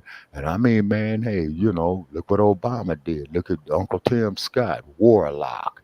You know what I'm saying? Candace Owens, who makes me just want to puke. I know, Mr. Baca, a broken clock is right twice a day.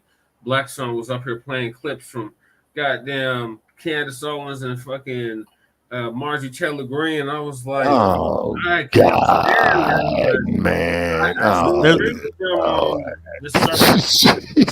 Certain topics about it. It was like, There's a couple. Hey, there's a couple things that Candace B pointed there out. go Jay. Come on, Here and there. Okay, come on with it, Jay. Drop knowledge out to PMW. I'm saying like she the tranny transformer conversation. She's on point. You know what I'm saying? The Transformers. Right. Yeah. Right. Decepticons and shit. She's on point about that. Yes, sir. And then once in a while she'll hit on some black topics. It ain't once in every blue moon she might say something that I could agree with on the black topics. Me and Black Son was like in full agreement about. But yeah, she's known for that here and there. Stupid ass documentary is complete bullshit. We are in the video. We know what George Floyd died of, and it was not no goddamn fentanyl. It Thank was you. Chauvin, the white Chauvin, having his goddamn knee on his neck, not his back, yes, but his sir. neck. Yes, sir. And that's the thing. She never misses an opportunity to blame the victims. Like anytime one of us get killed, she don't ever miss a beat when it comes to, Right, exactly. And then also, too, another individual who I would like to get up here, man, on one of these platforms and grill her is Sergeant Cheryl Dorsey of the Los Angeles Police Department, 20-year veteran. And the first questions that I got, I'm going to ask her what divisions that she worked, when did she work crash, and how many black suspects did she shoot in the city of Los Angeles? Yes, yeah. So that's what I would like to do with the author of Miss Black and Blue. You know what I mean? Okay, it's because what it is Uncle Tom Bradley was the first black lieutenant on the LAPD in Los Angeles under a racist by the name of William H. Parker, who they had named Parker Center after. And Bradley used to go up and down Central Avenue, which was the heart of the black section of LA at that time, and he was whooping ass left and right. And Bradley was a big dude. He was every bit of 6'6", man. Tipped the scale, man, I would say at least 235, 250. Also, too, his oldest daughter, Phyllis Bradley was a dope fiend. You know what I'm saying? She was in the news getting arrested like about every other year. You know what I mean? Shabaka, are you on the headset? Because you're going in and out. It's like you got static Okay, in the yeah. back. Okay. All right. What about now? Okay. How am I sounding now? All right, try it again. Okay. How am I sounding now? You sounding clear now. Okay, cool. All righty. So therefore, so you got to look at that, with LA and what have you. Am I still in the queue? Yeah, you still here, Shabaka? Oh, okay. MD. Oh, okay. All righty. Okay, so I appreciate, what MD, is coming from and things of that nature right there. You see, this is why we got to have forums and public meetings amongst ourselves, to determine our destiny. And we do have a right, to quote Sister Tamiko, who had came on Shabaka's Black Experience Enhanced one time, that we have a right to our self-determination.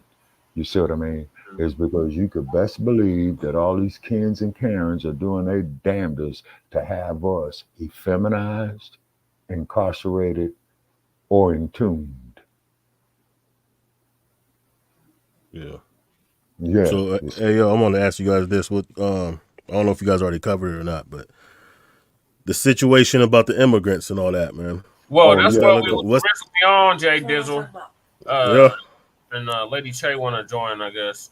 Okay, yeah, because Palmetto Star talked about that last night on Too Raw for TV. Yes, sir, he did. And his premises that I have to agree with is that they sending all these immigrants to be police officers, man, to police the black community, man, and kill us. Executive Sessions, one question. Has anyone on the panel? Yes, sir. Me and Brother Che have, and you're right, because the body cam tells a different story, and you hear Mr. Floyd saying, "Officer, I can't breathe. He's bound and gagged." And then too, Brother Che, when he was up under the car, that the car was leaking, like a transmission fluid or something like that. The man was urinating on himself, and I'm quite sure after that, man, he definitely. And then at about the 9-minute 4 point on video, you will see that where Mr. Floyd indeed had transitioned. Now, assholes like Pianki, Ass Scratches, Uncle Tim Scott, Yassa Bosses, or Warlock. Oh, well, man, he was a convicted felon and he was in jail and all that. Hey, man, fine, great, beautiful, but that still does not give that bastard Chauvin a right to murder him like he did. What that was, like, family, that there was a public execution. Yeah, but listen, man, that's what they do every single time. That's always their go-to. The first thing they do is they want to run the person's background who got killed when it's one of ours. Yes, they even did that with Trayvon. Like, okay, well, let's run his background. Oh, he was getting in fights at school. Oh, he called Zimmerman a creepy cracker to his girlfriend and all this other bullshit. That's what they do every time. But when these white boys kill us, like that dude up in New York, they didn't run his background. They didn't check his blood for drugs. They didn't do none of that. They start making excuses. They start doing GoFundMe's and all that kind of shit. But every time it's one of us, because that's how they justify it. So that's why it's dangerous, the messaging and the imaging that goes out about us that's not really from us. So like when they denigrate by having these Sukihanas and these, you know what I'm saying, these fuck boy rappers and these fuck thought bots. Because what it does is it makes them, it put, like, we know most sisters aren't like that. But everybody else don't. Everybody else don't know that. And the idea is, in 20 years, they want to program and engineer the young generation to be like that. So then when that happens, then what? So now something happens to us. Oh, well, she was a IG twerker, thought, only fan bitch. Oh, that nigga over there, oh, he got caught with some weed in his pocket one day, when you know what I'm saying? Then it justifies it. That's like a military strategy to dehumanize your enemy. So therefore, when you annihilate them, no one really cares. Yeah, it's called psychological. Wait. Can I get a word in edgewise, fellas? I'm here. See me? Can I get a word in? All right. How y'all doing? Brother. Shabaka, Jay Dizzle, everybody's in here. All right. Let's just say this real quick, real fast. It should never been a question about George Floyd. We watched that. That was a straight up murder. Watched that right in Oh front yeah. of our own eyes. The fact that anybody, even like Candace Owens, even had the audacity to throw up a documentary and say he was on this and he was on that and bring up old past shit is really redundant and stupid. And it's just going to their narrative, like he says. The fact is, when we see people, black people get killed, they always go directly to our past criminal records. We're always going to be criminal or degenerate or drug dealer or something to them. We're never have evolved. Hold on a sec. Hold on, Jesse, man. Let me get in here. They never have been evolved. We can never evolve into anything else other than a degenerate fucking mindset of these people, meaning AKA them folk, the white folk. So I say that because I see it on a regular basis everywhere we go. It's like we can never be different. We can never grow up, evolve, change, any of that shit. That shit's ridiculous. The other thing too about just real quick tap on the immigrant situation. I find it an enjoyable, happy experience right now that what's happening with this situation. They asked for it. They left the market open. They left the borders open. They paid for it. They funding it. It's all a plan. It's all backfiring in the end because contrary to popular belief, some might have a plan and some motherfuckers ain't knowing. Right?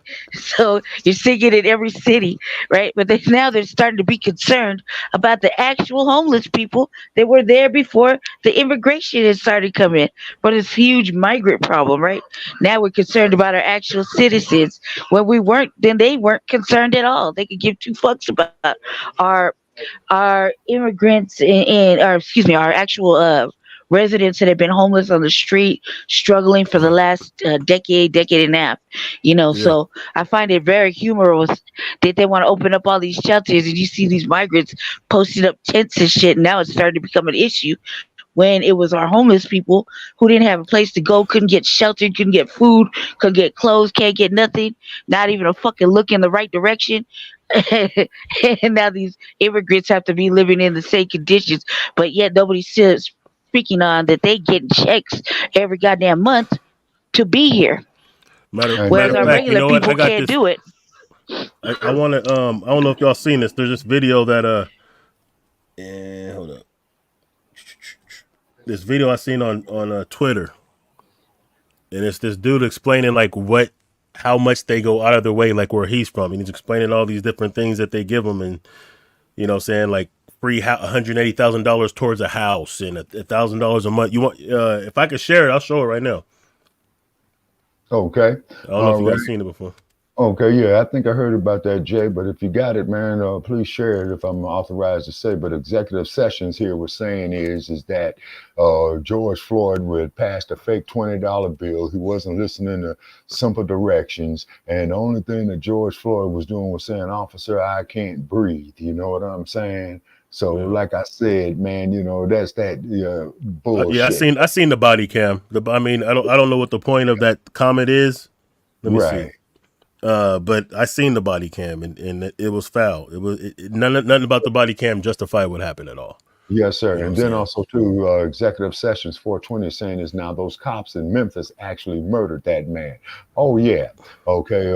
Talking about they did just as much as Chauvin murdered Floyd. Yeah. Oh, yes, sir, indeed. And then to find out there too, Brother Jay, is that the reason why they did that to that young man there in Memphis is because he was seeing the ex-wife of one of those police officers. So what happened was that police officer got with his homies and said, okay, while we go out on patrol, we're looking for this dude.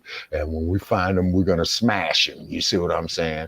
And which they did, you see. And then keep in mind is that I hope them dudes fall and they deserved it, that there was murder. And then on top of it, there ain't no black police officers are going to go out there and do that to a white person. Right. They would have never did that. Yeah, exactly. You see what I'm saying? But notice how the media jumped on it real quick to condemn them for it. They didn't look for excuses. Right. You know what I'm saying? They didn't try to throw any salt on they didn't do anything like they would typically do. You know what I'm saying? They threw him under the bus right immediately. Oh, yes, sir. Protected the white boy at first, if you remember.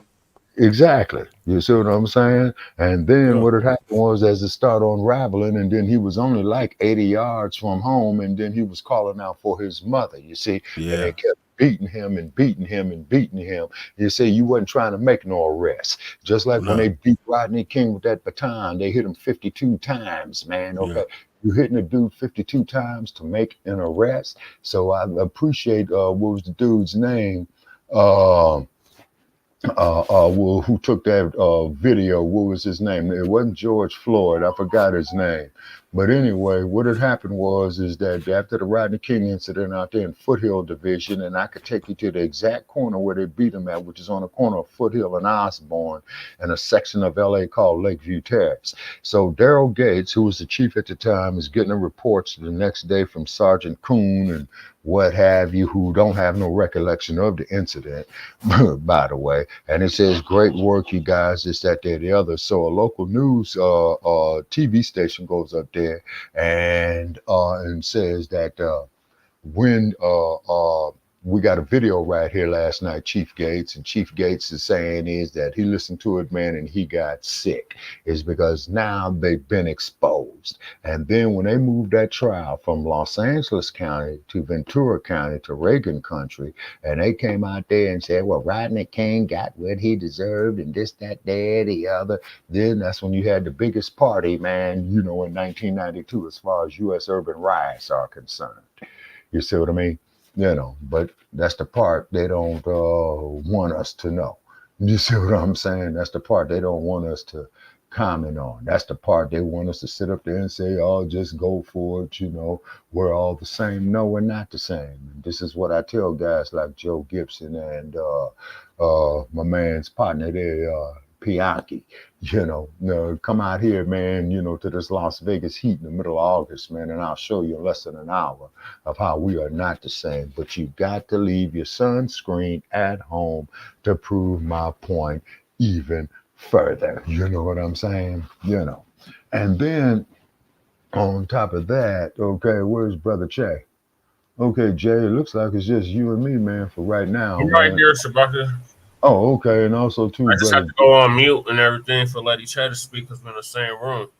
Oh, okay, got you. And then also too, Jay, you looking good, man. You know, the last I spoken with you, man. You know, you was coming out of a situation, man, and you looking real good. And I am taking your advice that you gave me on that day, Jay. You know, somebody come up there offer me an open beverage. No, man, you get that up out my face. You know what I'm saying? You know. And then the cold part about it is, you know, is that Jay Dizzle, man, with Black Eye Stand Radio, man, very, very solid foundation. When it come on, Jay. Okay. And I want to know when you drop the show, Liberation Minded Media. I mean, I pretty much do it sporadic.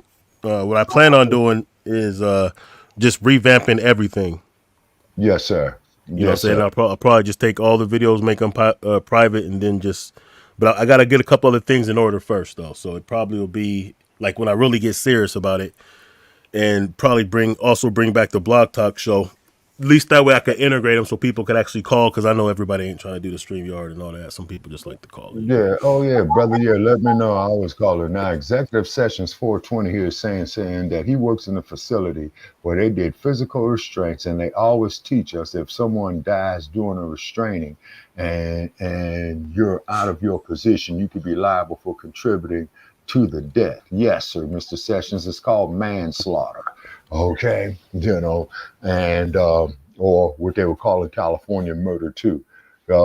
This is what happened to that cop. Nobody on the history of police beating has never died from a soft knee like that. That was clearly an overdose. They didn't realize what's happening. That is bullshit. Yeah, that's bullshit because You trolling heavy. Yeah. Okay, yeah, let it Yeah.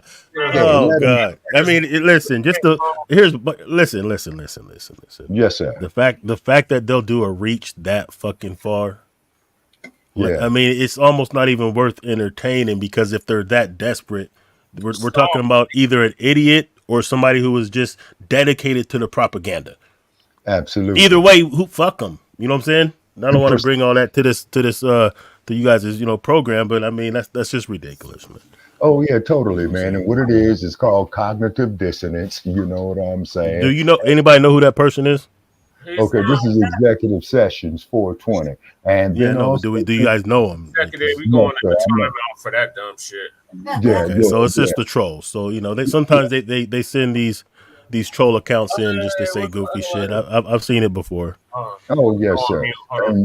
And then also too, Brother Jay and Brother Che, all of us have experienced that. Now, the thing was this: when you got your knee on that man's neck, okay, and he has an saying he can't opinion. breathe. Yeah, exactly. And you got your foot on his neck, and you need your neck to breathe. Plus, this man is bound, you see, and you constantly are shifting your weight on there. Right. So that's murder in the first degree. It's Well, intentional. I mean, it is what it is. The coroner or the medical examiner said what they said, but and that's not even the only time that's happened. Matter of fact, around that same time, that exact same type of killing, almost exact, happened somewhere in the Midwest with the white dude, where they Okay. suffocated him the same way on like some Okay. haystack, and he was like crying out, "I can't breathe." He was saying what he was saying. They were laughing at him, just clowning him. Then he Mhm. died. Then they didn't make it a big deal. They didn't the media didn't really pick it up Mhm. and make it a thing. It was around the same time. Okay. Now my personal opinion why they don't pick up when they kill white people like they do when they kill us is because a few different reasons. I think psychologically they don't like to normalize or get people numb to the idea of white people are getting killed. Right. That's one. Another reason is because if they were to put that out there like that, then we wouldn't have people like this in the comment section that are undermining our deaths. Instead, they would understand that this problem also affects them, and then they would probably, even if not with us together, they would probably have their own situation, their own meetings, their own rallies, their own demands of justice, and then the system would have to change. So they only show it to us. That way it only looks like it's happening to the marginalized. But one thing that everybody knows, if you studied history, if you study psychology, is anyone who has ultimate authority will never be satisfied. So therefore, it's like absolute power absolutely corrupt. So they're not going to be satisfied that they can get away just for killing us. They're going to have to expand that just like they did in Germany. Yes, So sir. after a minute, it's just all of us against them. See, white folks don't really like police like that. They really don't. A lot of them will tolerate police, or they'll celebrate them only when they're keeping us in line, because that makes them feel good. It's kind of like what that president say? President Johnson, after Kennedy was killed, he said, if you give poor white people, basically poor white trash, somebody who they could feel better than, we can pick their pockets and they'll never know. Exactly. So that's why these poor white trash, they'll go for a guy like Trump who don't do shit about them, but make them feel good or make them feel better. So that's the consolation prize. Well, at least I'm better than this nigger over here. He might have more money, he might have a better life, he might be living better career, but he's black. So as long as they have that kind of ideology going, then the rich white folks who don't give a damn about them, let's keep it a buck. They could give a fuck about poor white people. Exactly. You know what I'm saying? Yes, sir. And also, too, Brother Jay, this is why you always hear me refer to the dump as in human shit. And I want to make that perfectly clear. You see what I'm saying? To quote another crook of his predecessor, Tricky Dick, but Trump makes Tricky Dick look like a Boy Scout. You know what I'm saying? And then this bastard get up there and was saying, and excuse the language, ladies, talking about grabbing women by the pussy. Don't you know that that is sexual assault, and that woman has every right to break your arm, break your neck, take your life. That is. Well, he's already been found complicit with sexual assault in a civil court. Okay, that's good. Yeah. And then why he it was civil court. It was just like a year ago. Yes, sir, and not criminal. Okay, so therefore, and I cannot see why he would give Stormy Daniels $250,000. Man, I wouldn't let that broad suck my dog's dick. Straight out, you know what I'm saying? But that's Los Angeles for you, and that's the Hollywood and all that old type of stuff. And no executive session says trolling. I have my opinion just like y'all. Well, you see, Nah, executive we session. seen it with our own eyes, man. That's not about Yeah, opinion at this point. yeah, Like exactly. that's the line that's drawn right there, and that's what I Oh, yeah. respect about what happened during what we call the Summers of Rage, and when all that stuff was going on, that Mhm. even people outside of our community Mhm. were willing to draw the line there.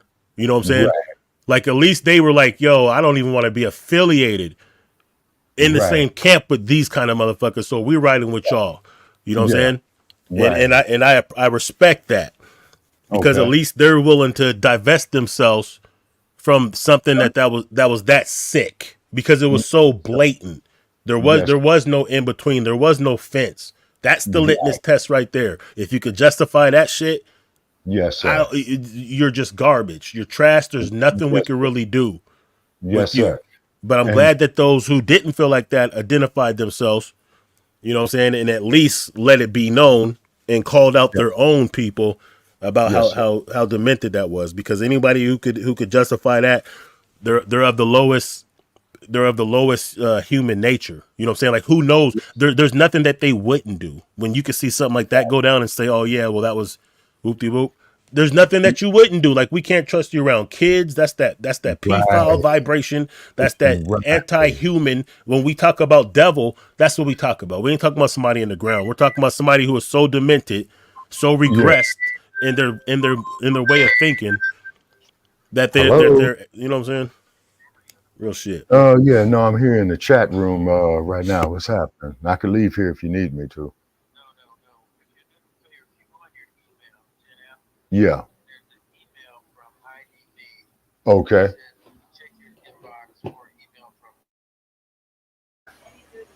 We're gonna mute Shabaka. Shabaka, when you're done with the conversation on the phone, just unmute yourself. But Jay Dizzle, what's this video you was about to play? Oh, okay. This is just so you said you guys was talking about the immigration situation earlier? Yeah, that's what this show was supposed to be about. Okay. So this right here is it just kind of like I don't know if y'all been seeing like what's been going on in Chicago and in other parts of the country where so this is somewhere in the Midwest, but he's just going into like what they're doing in his state. It just kind of shows how much they prioritize or have been prioritizing immigrants for whatever reason. We can get into like why they're doing this over FBA, over us, or even over just any citizens. So yeah, that's kind of what this is. Hey, what's up, America? Well, I want to know how your state's refugee assistance program stacks up to mine. So I live in a Midwestern state, and we have a lot of people from Myanmar, Burma, coming over here as refugees to escape a fucking oppressive government, okay? And that's all fine. If you're escaping from an oppressive government, come on over, because fuck them. But here's the fucked up thing. Refugee assistance is more than most Americans will ever make in their entire life in the state I'm in. Let me tell you what they get. So here, when refugee families come to the state I live in, they're automatically given $1,000 a month in food stamps and food assistance. Me, my family, when I was on food stamps several years ago, was capped out at $600 for the same amount of people, a man, a woman, and a kid. So refugees over here are given $180,000 in free money towards the purchase of a house, and they have to start paying for it within 5 years. But what they've been doing is staying in the house for 4.5 years and then selling it, pocketing the money, and then doing it again as a refugee so they can keep doing it over and over and over and over again, effectively making themselves rich. Refugees here also don't have to pass any driving tests whatsoever. And because refugees have no credit, when they get cars, their credit is not fucking taken into consideration because of their status. So there are people that literally just got here 3 months ago that are driving $50,000 brand new SUVs on the road in the city I'm living in. So me as an American citizen, I can't get any money for a house. I can't get any money for a car. My credit is definitely taken into consideration, and I have to have a down payment on a house. I don't get to not make payments for 5 fucking years. And like I said earlier, my food stamps for me and my family several years ago were capped out at $600, but they get $1,000 as a matter of course just for entering the state. Oh, wait, did I hear job assistance and job placement for free too? Hey, I don't get that, but they do. So the big concern here that I have isn't the fact that people are getting shit for free. It's the fact that why don't I fucking get anything for free? I'm paying the taxes for this shit. So maybe you'd think that the people that are paying for this shit would deserve to have some of this shit as well. Apparently, that's not in the fucking menu here in America. What y'all think about that?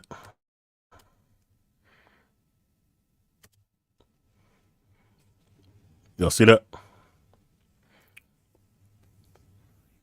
Yeah. I think the war is on, and we're under siege. It's a straight up invasion going on. Right. Yeah. And he has some valid points. And if he has those points, I'm like, yo, that should even go double for us. Yeah, we done ran everybody off. That's typical. The three of us. Let me see if Shabaka is done with his conversation. Nah. Shabaka. Y'all been at it. Shabaka, are you still on the phone? Yeah, I think I still hear him on the phone.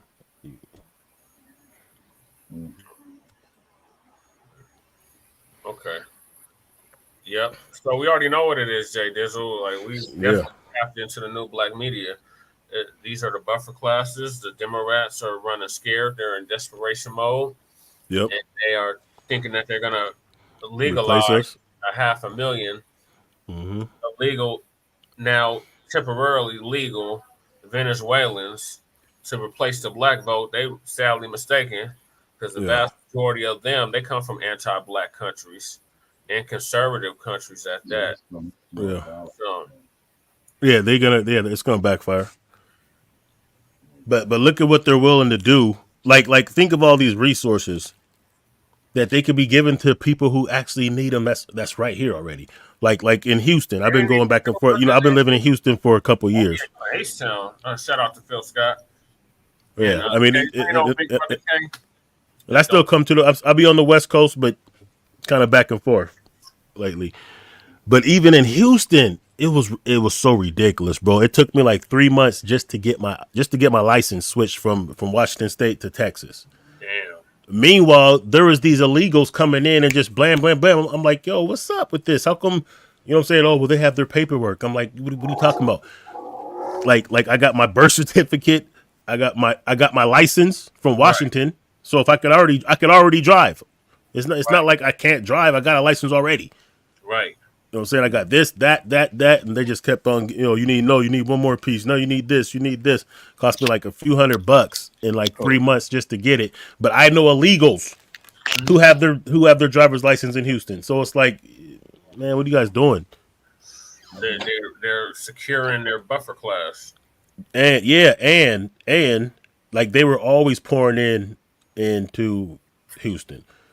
To the point to where they would even have like local like on the news where they're like, oh, we're waiting for these migrants to arrive, and then bam, they would have a deal with them, a hotel, and then the hotel would house them. Yep, that's how it is in Denver too. Them they come in about a busload. Yeah, and they getting housed in less than a month. And we got people that's been out here in the streets. Me, Lady Che, no, because we was out there down there that long, and they still ain't got a house, but these mothers that just got here yesterday. Right. It's taking precedent and priority over them. Right. They're not just taking precedent over black people. They're taking precedent over Americans, period. Right. Yeah. Facts. Like, how is this possible, and who allowed such legislation? But don't get Biden's remorse now, you Biden sexuals. Yeah. Just like don't get Johnson's remorse, you Denver rights. Yeah, I seen it in Florida. I seen it in Chicago. I seen it in New York, Houston. I guess you're saying it's in Denver. It's probably in Vegas. Sanctuary City. Yeah, Shabaka. Let me see. Shabaka. He unmuted his mic, but Shabaka.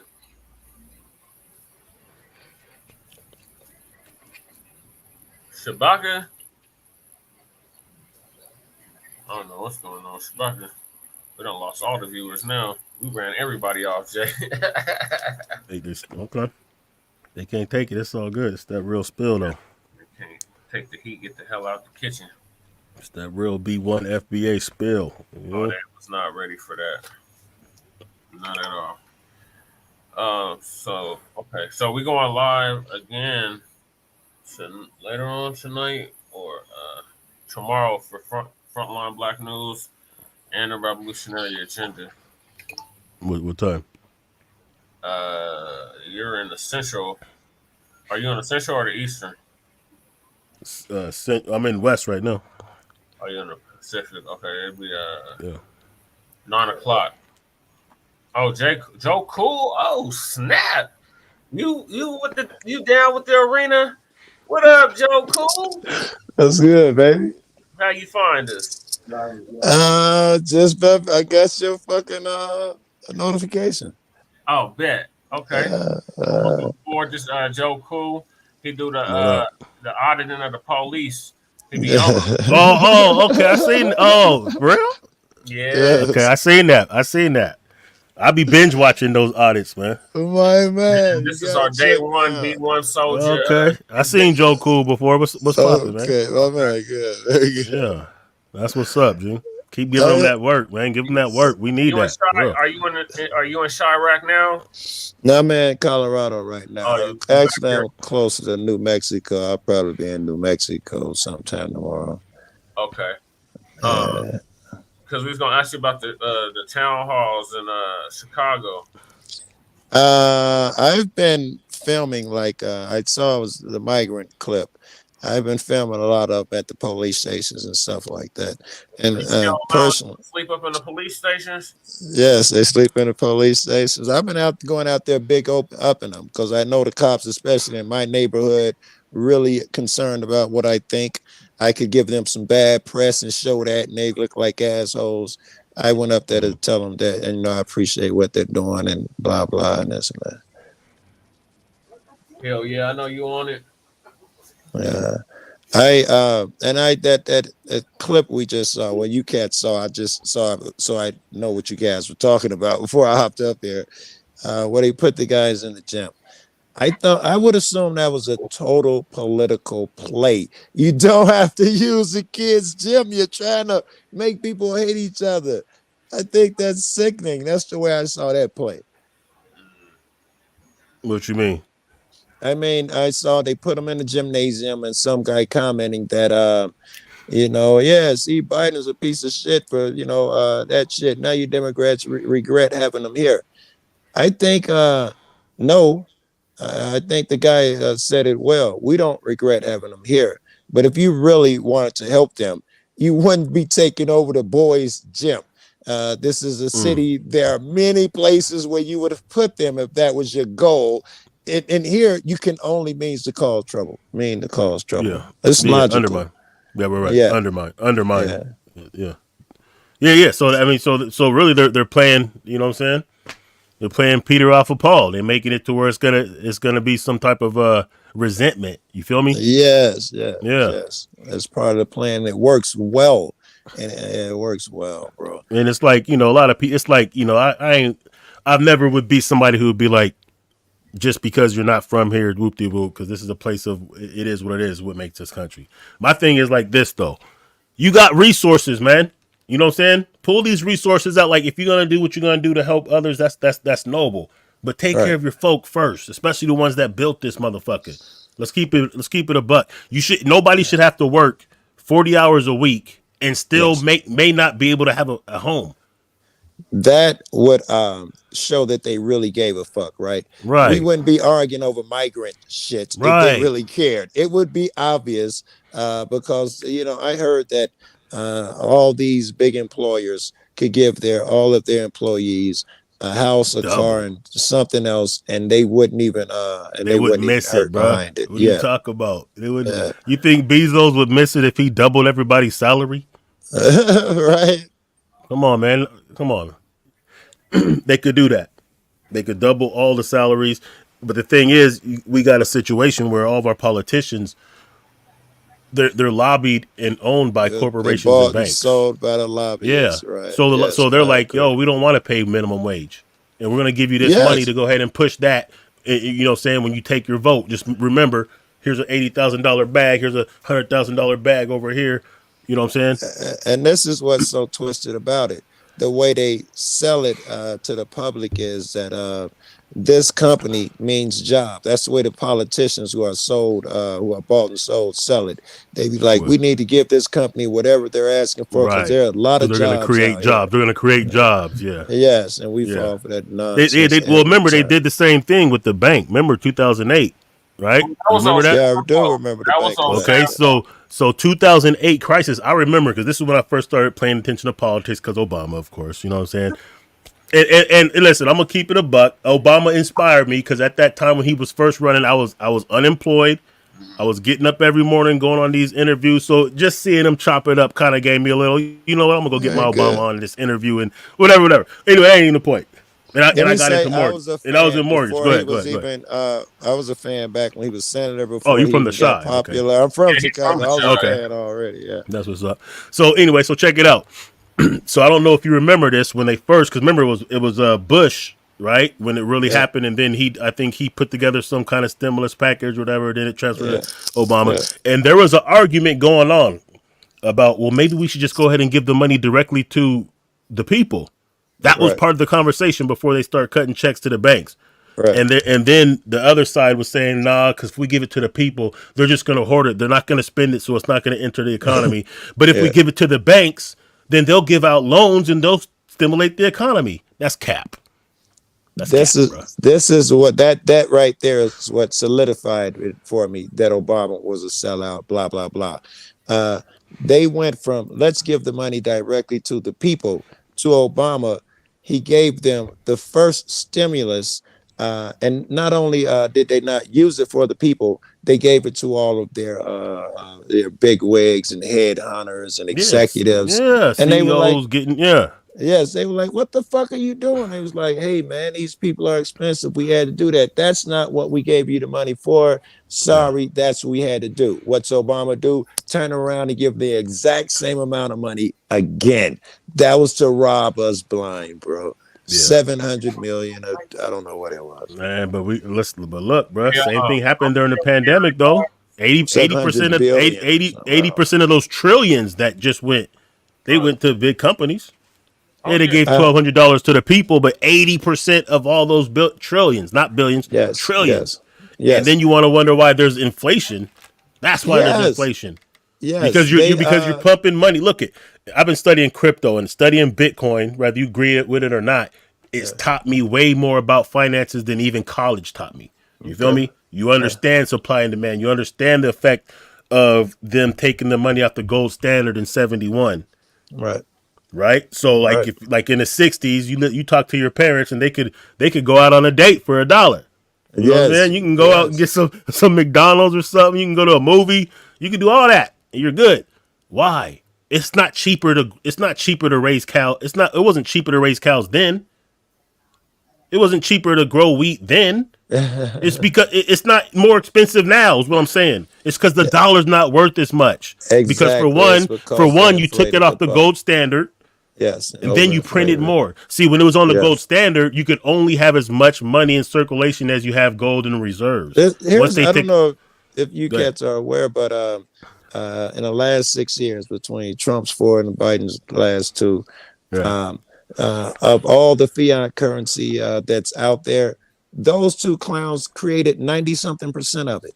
Out of Thank you. thin That's air. what I'm saying. That's called The economy hyperinflation, is my guy. doomed. Yo. That means hyperinflation. That's why it costs more of those dollars to get the same amount of product. Exactly, bro. Because I they don't just wanna- flooded the market. Yes, our kids will be paying for a move like that. And people ain't understanding that because they don't understand what inflation means. You know what I'm saying? And I so you don't lose understand more that lighters.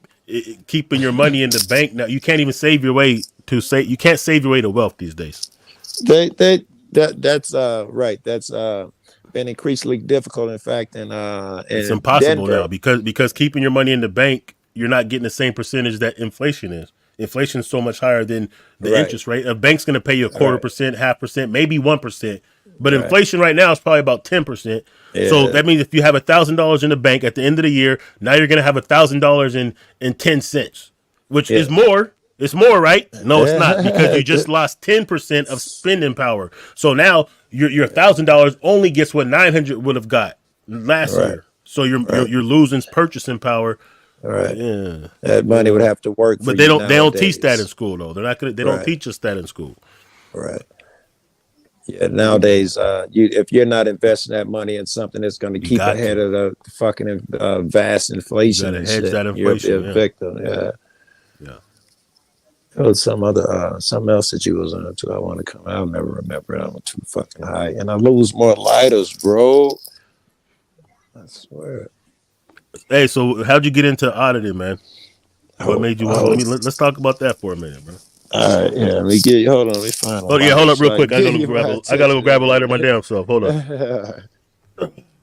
That girl better not have stolen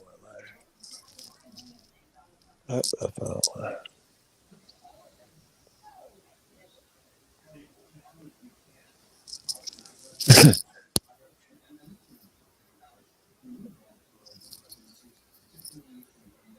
Oh, that's perfect timing about the auditing question.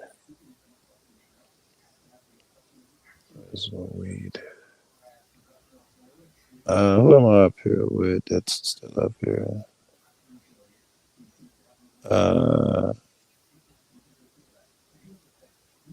Dizzle, you up here? Shabuka? We back. Okay, I don't know what's going on. You ain't. Oh, okay, that was you to the left. All right.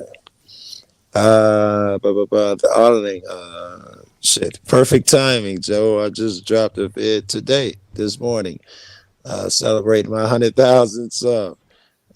Yeah, yes. And in the video, I talk about how I got in the auditing. Perfect fucking timing, bro. All right, I didn't even see that one yet. I even say, who? That's what the video is about. Instead of making it about myself, I made it about the people who got me in. Hi, there's a community watch. I was sitting at home on house arrest. Yeah, to California, right? That's right, in California. Yeah, I think I seen you with. Didn't you do a collabo with him before? Yes. Yeah. This part of it's in the vid I did. Yes, I've been out with him a couple times. Him and Foxy, and I was on house arrest, and I was like, I thought that you'd go to jail for saying shit like they said. I was really indoctrinated. I was blown away. I remember I was when Bernie Mac, if you remember House Party, Bernie Mac is talking to two cops. He's like, "Where you from?" or something. He's like, "I'm from fresh off a cop's ass, and I'm getting homesick." I thought that was fiction, and you'd go to jail for saying that. That's how indoctrinated I was. Well, let them tell it you can. Yes, and if you don't know better, they'll lock you up over it, and the They judge damn won't sure will. stop them. Yeah, judge will let it fly. So I saw that video, and it made me watch more because it was like magic. But I thought I couldn't do it. Then I saw Big Nick, and I was like, if that nigga can do it, I could do it, bro. He's me. We're the same cat. Yeah. Yes. And that's what I talk about in the vid today. In fact, I don't know if you catch. Joe, but Hold up, real quick. I get time to I'll watch. be right back, y'all. Hold up. I It was looks gonna like say. it's gonna be a good video. I was gonna say I don't know if y'all play links and shit here, but you should Yeah, you watch can a share couple it, minutes of it. You want to share? No, I don't know how to share screen or anything. You have to go to my channel, pull up the video from the day and all that shit. Okay, bet. I'll do it. All right, it's perfect timing for that question, bro. What you said is exactly what you asked. It was crazy. Synchronicity, my buddy. One of my buddies always say that. Synchronicity, Joe. Synchronicity. Yep. Well, we appreciate you coming on. Man, you shitting me. I love this shit. I really do. And I can't bullshit you. All right, we back. Yeah, you never see more than one black motherfucker on panel, so I'm gonna break my neck to support a group of black motherfuckers just on TV, bro. Right? Yes. You came to the right place. Right. You read my mind as soon as I saw you cats, man. I hope I don't hop up here on some contradictory shit with the immigrant shit. Because I wouldn't want to think I was hopping up here starting shit, and I'm glad that you didn't think I was. Some niggas sensitive, you know how that shit is. So I got some friends in particular. I'm thinking about these Republicans. They're older white motherfuckers, and when you say something, I think something. They're overboard, or this Republican motherfuckers, racist. I don't know, whatever dumb shit I say. Oh, they lose it, bro. They fucking lose it. They're the first ones. I'll have racist bone in my body. Right, that type of shit, black. Joe. Biggest Trumpers in the world. And the best friend is like Mark Thompson. I don't know who that is. Mark Thompson. I don't know. That's the one that we owe reparations out of North Carolina, the lieutenant governor. I'm good. I'm good. You sure? Yeah. I worry about you. Okay. After that I hear some feminine vibrations somewhere. That's always that. That's the always one that. 10 hours ago. Yeah. Yep. That'd be it. Yeah. You don't trip that.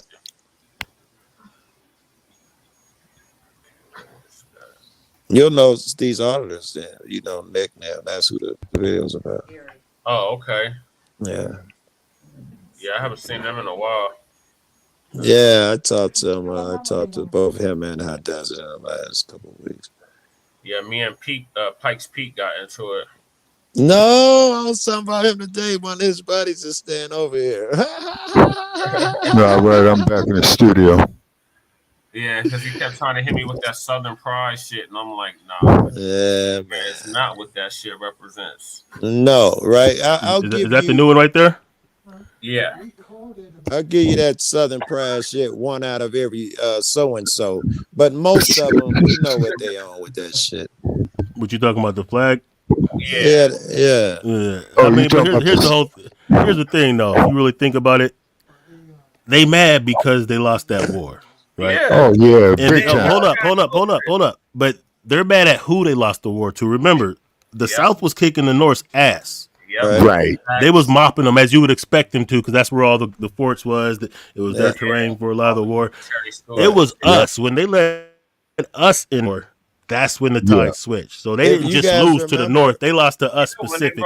If you remember, Lincoln said, "If there were any other way, I think I could win this without freeing the slaves. I would. I think I must do this."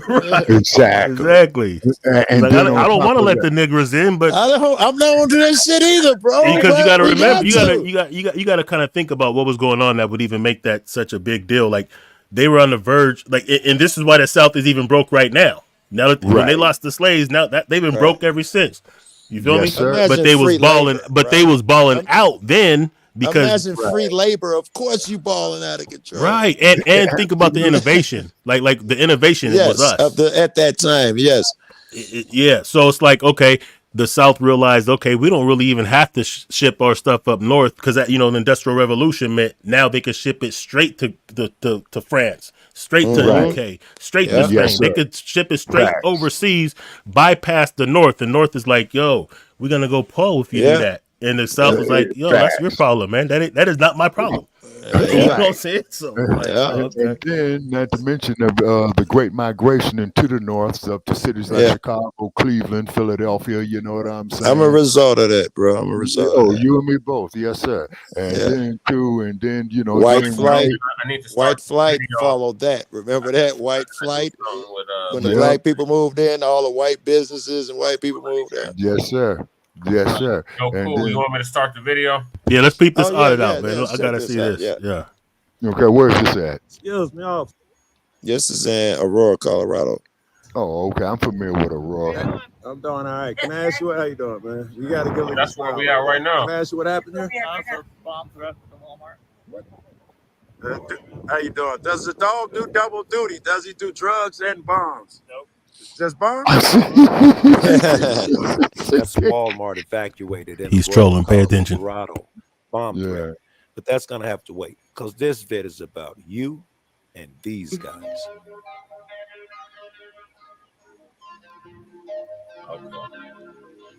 I've got one that can see.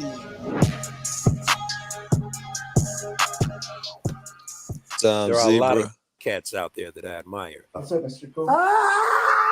there are especially a few that Eric Brandt, you would have never SJ. Any chance I can climb up on that hill there? No, this is all private property. Is it really? It is. Not this that we're on, is it? Yeah. Oh, that looks like a real cool place. Utah. Yeah, up there by like Golden. Even though that's in Ogden, a lot Utah. of y'all know that voice. Oh, Utah? That's Philip, High Desert Community Watch. And he's part of my origin story. Every Oh, cop okay. has got one. Years ago, I'm sitting at home on house arrest. Can't stand a cop. Can't do nothing about it. And I see this vid. What do you need a permit for? Why are you here at the post office? Doing a story on your post office. You do what? A story on your post office. Do I need a permit? Yeah, sure, sir. But we'll see if I got it. Oh, look, they're right here. Perfect. Perfect. You know what? You should stick by. Stay here so you can get educated. So you can get educated. You might want to see this. Just keep going at it.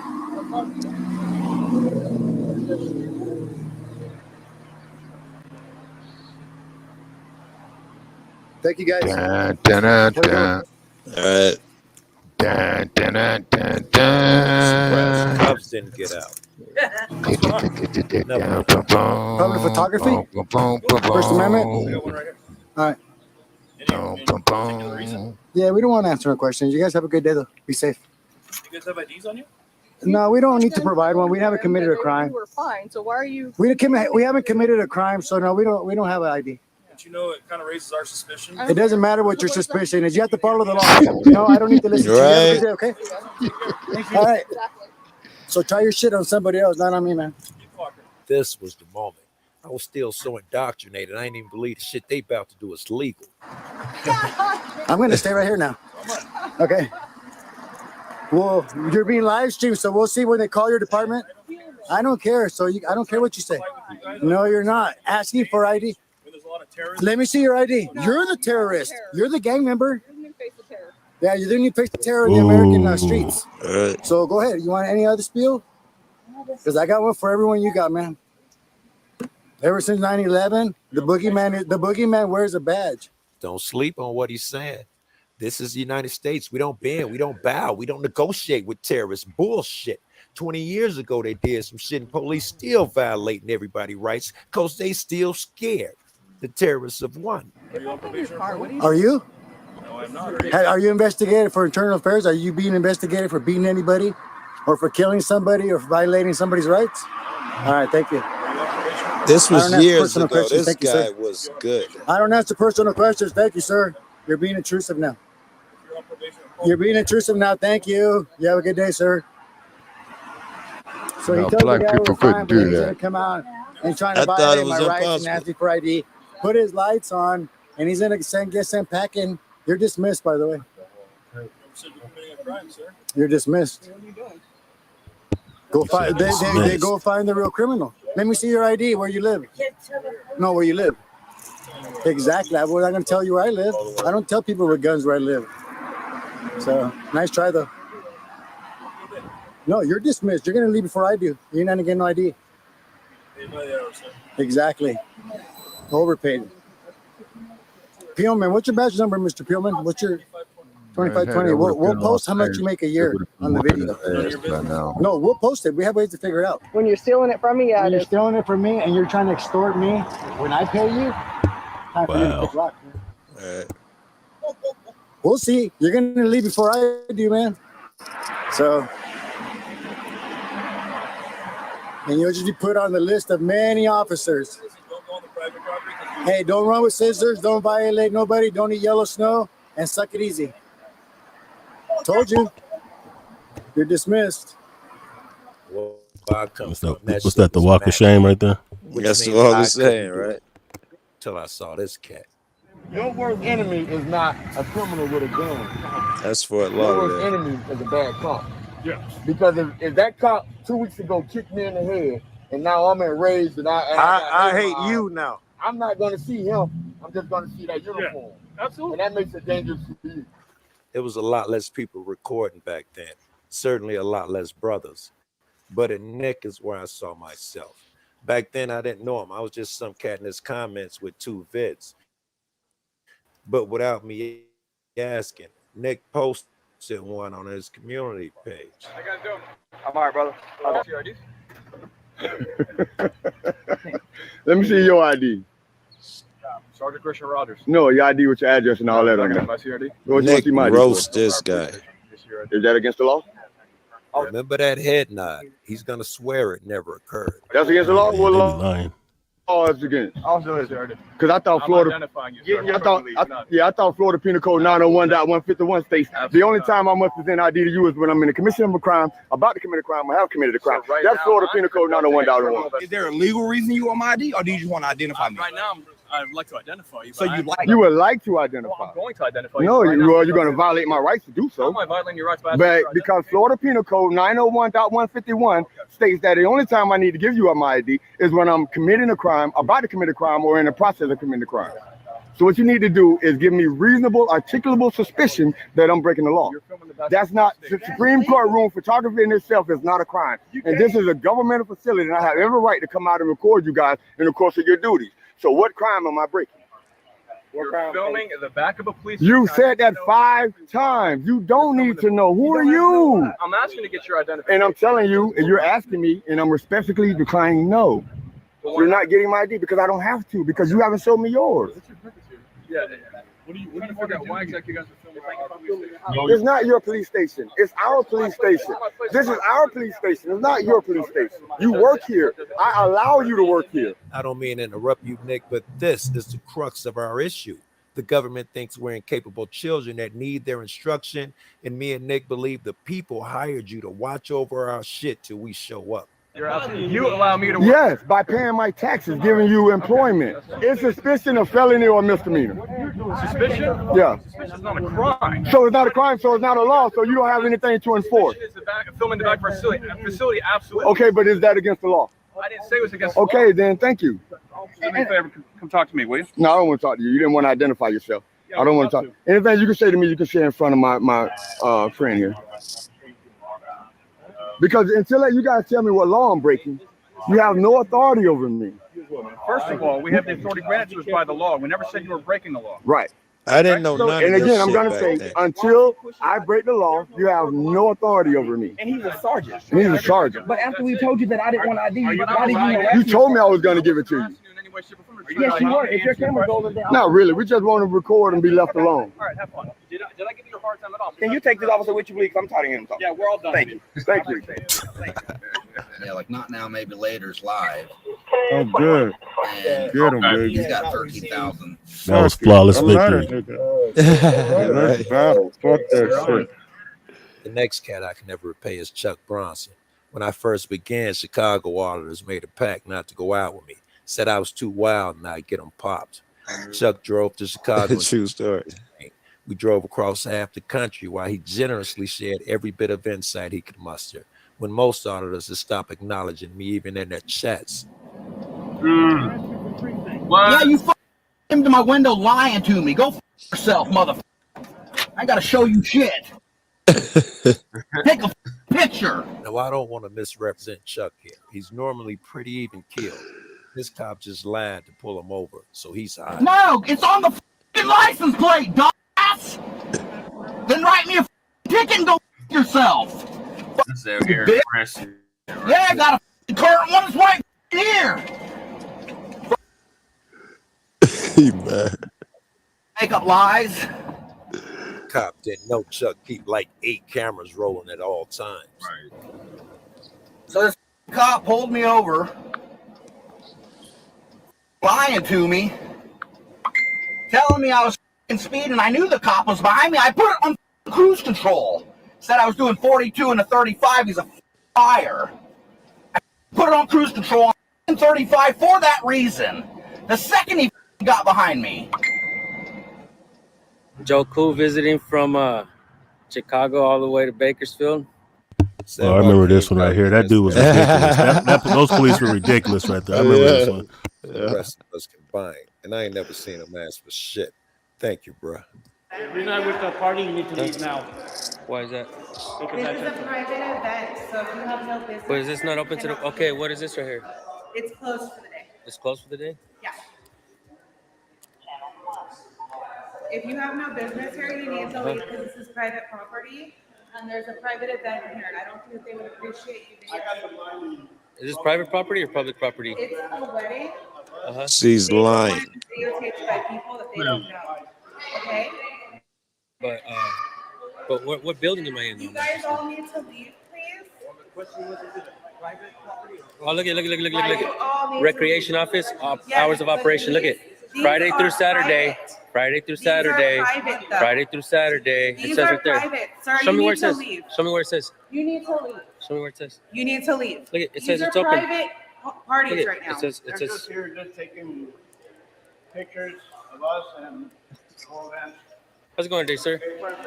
So I'm trying to just get information, basic information about the establishment, where I'm at, what I can donate if I have to donate to, if just Serious Community Center. right. So this is open to the public, right? This section right here. This section here is open to the public for another 14 minutes. Oh, so this you're wrong. Go away. Go away. You need to back up now. Why are you acting so threatening? Yes. Calm down. You need to back up. Calm down. No, You're you need melting. to back Hey, away. you smell disgusting. Now. Cigarettes. You need to leave. Look, look, look, You need to look. leave. You need to leave now. This is a Back away from me now, please. Now, all these cats I featured, channels are bigger than mine. But if you haven't already, please go sub them up. All the links will be provided. I don't know about other YouTubers, but this is not my channel. It's ours. If you have an issue, you now have a voice. Can I also suggest you go visit Here's the Deal, James Freeman, and John Felix. These cats will free your mind. And if you haven't figured it out by now, this vid is a thank you for 100K subs. And I'm really thanking you. See you in the comment section. Yeah. Yeah, shout out to all them auditors, man. All right. Yeah. And let me ask you this. So, like, because I learned a lot from watching those videos. Me too. And I think everybody has been in situations to where, once you get to a certain age, you've been in a situation to where if you knew that then, it would have saved a lot of, you know what I'm saying? Yes. Yeah. So let me ask you that. So, like, when they ask for that ID and you haven't committed a crime, they ain't got no, what is that? Reasonable, articulable suspicion, and you don't identify, if they take you to jail, you can sue them? Oh, you can absolutely sue them. It would depend, assuming they have no rise and you didn't violate certain so and so's. That's easy 35 grand. Yeah. You win every fucking time too. Okay. And more importantly, and make sure you know the laws, right? Because Right. there's Mims versus Pennsylvania, where if they get you on a legit traffic stop or something, they can pull you out of the car. But if you just chilling in the car, they can't pull you out of the car. It's little shit that you'll need to know to pull that shit off properly. But you must disobey, man. It's my theory that if you don't disobey, you encourage them to do all the things where they become authoritative figures and think they're better than you. You must cut their legs out and remind them that they are servants immediately. Right. Okay, let me ask you this. In your opinion, with your experience being out there, do you think most of them just don't know the law, or they're purposely going against the law? It's even worse than that, man. It matters not whether they know it or not.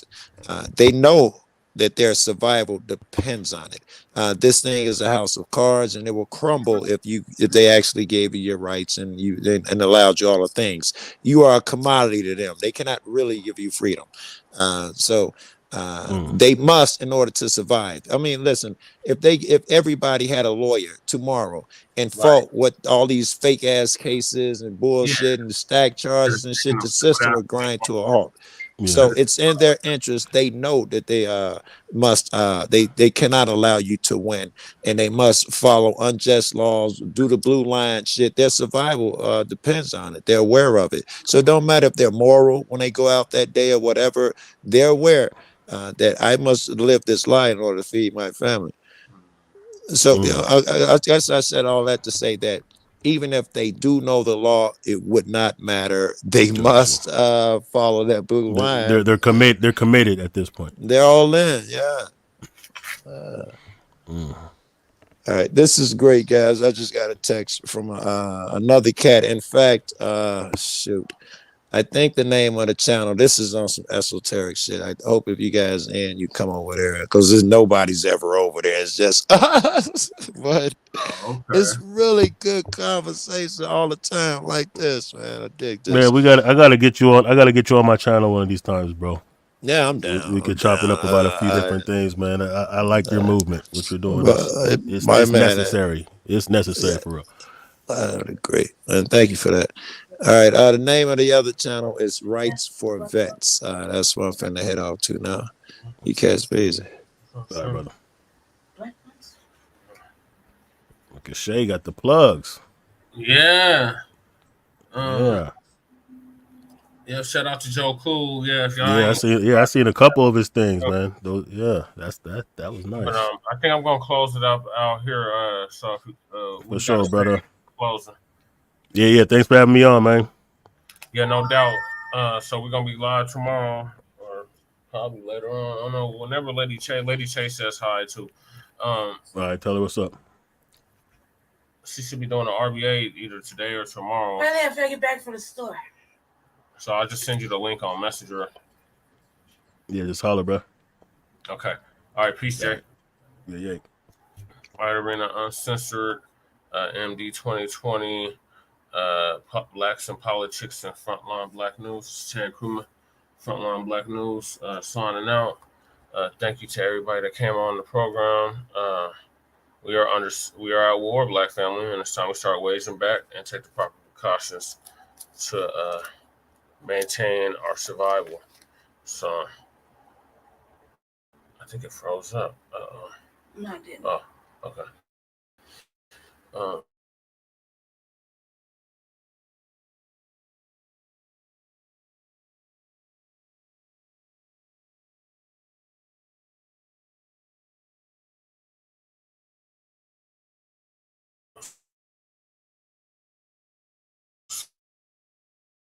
So make sure y'all check us out tomorrow for Separations.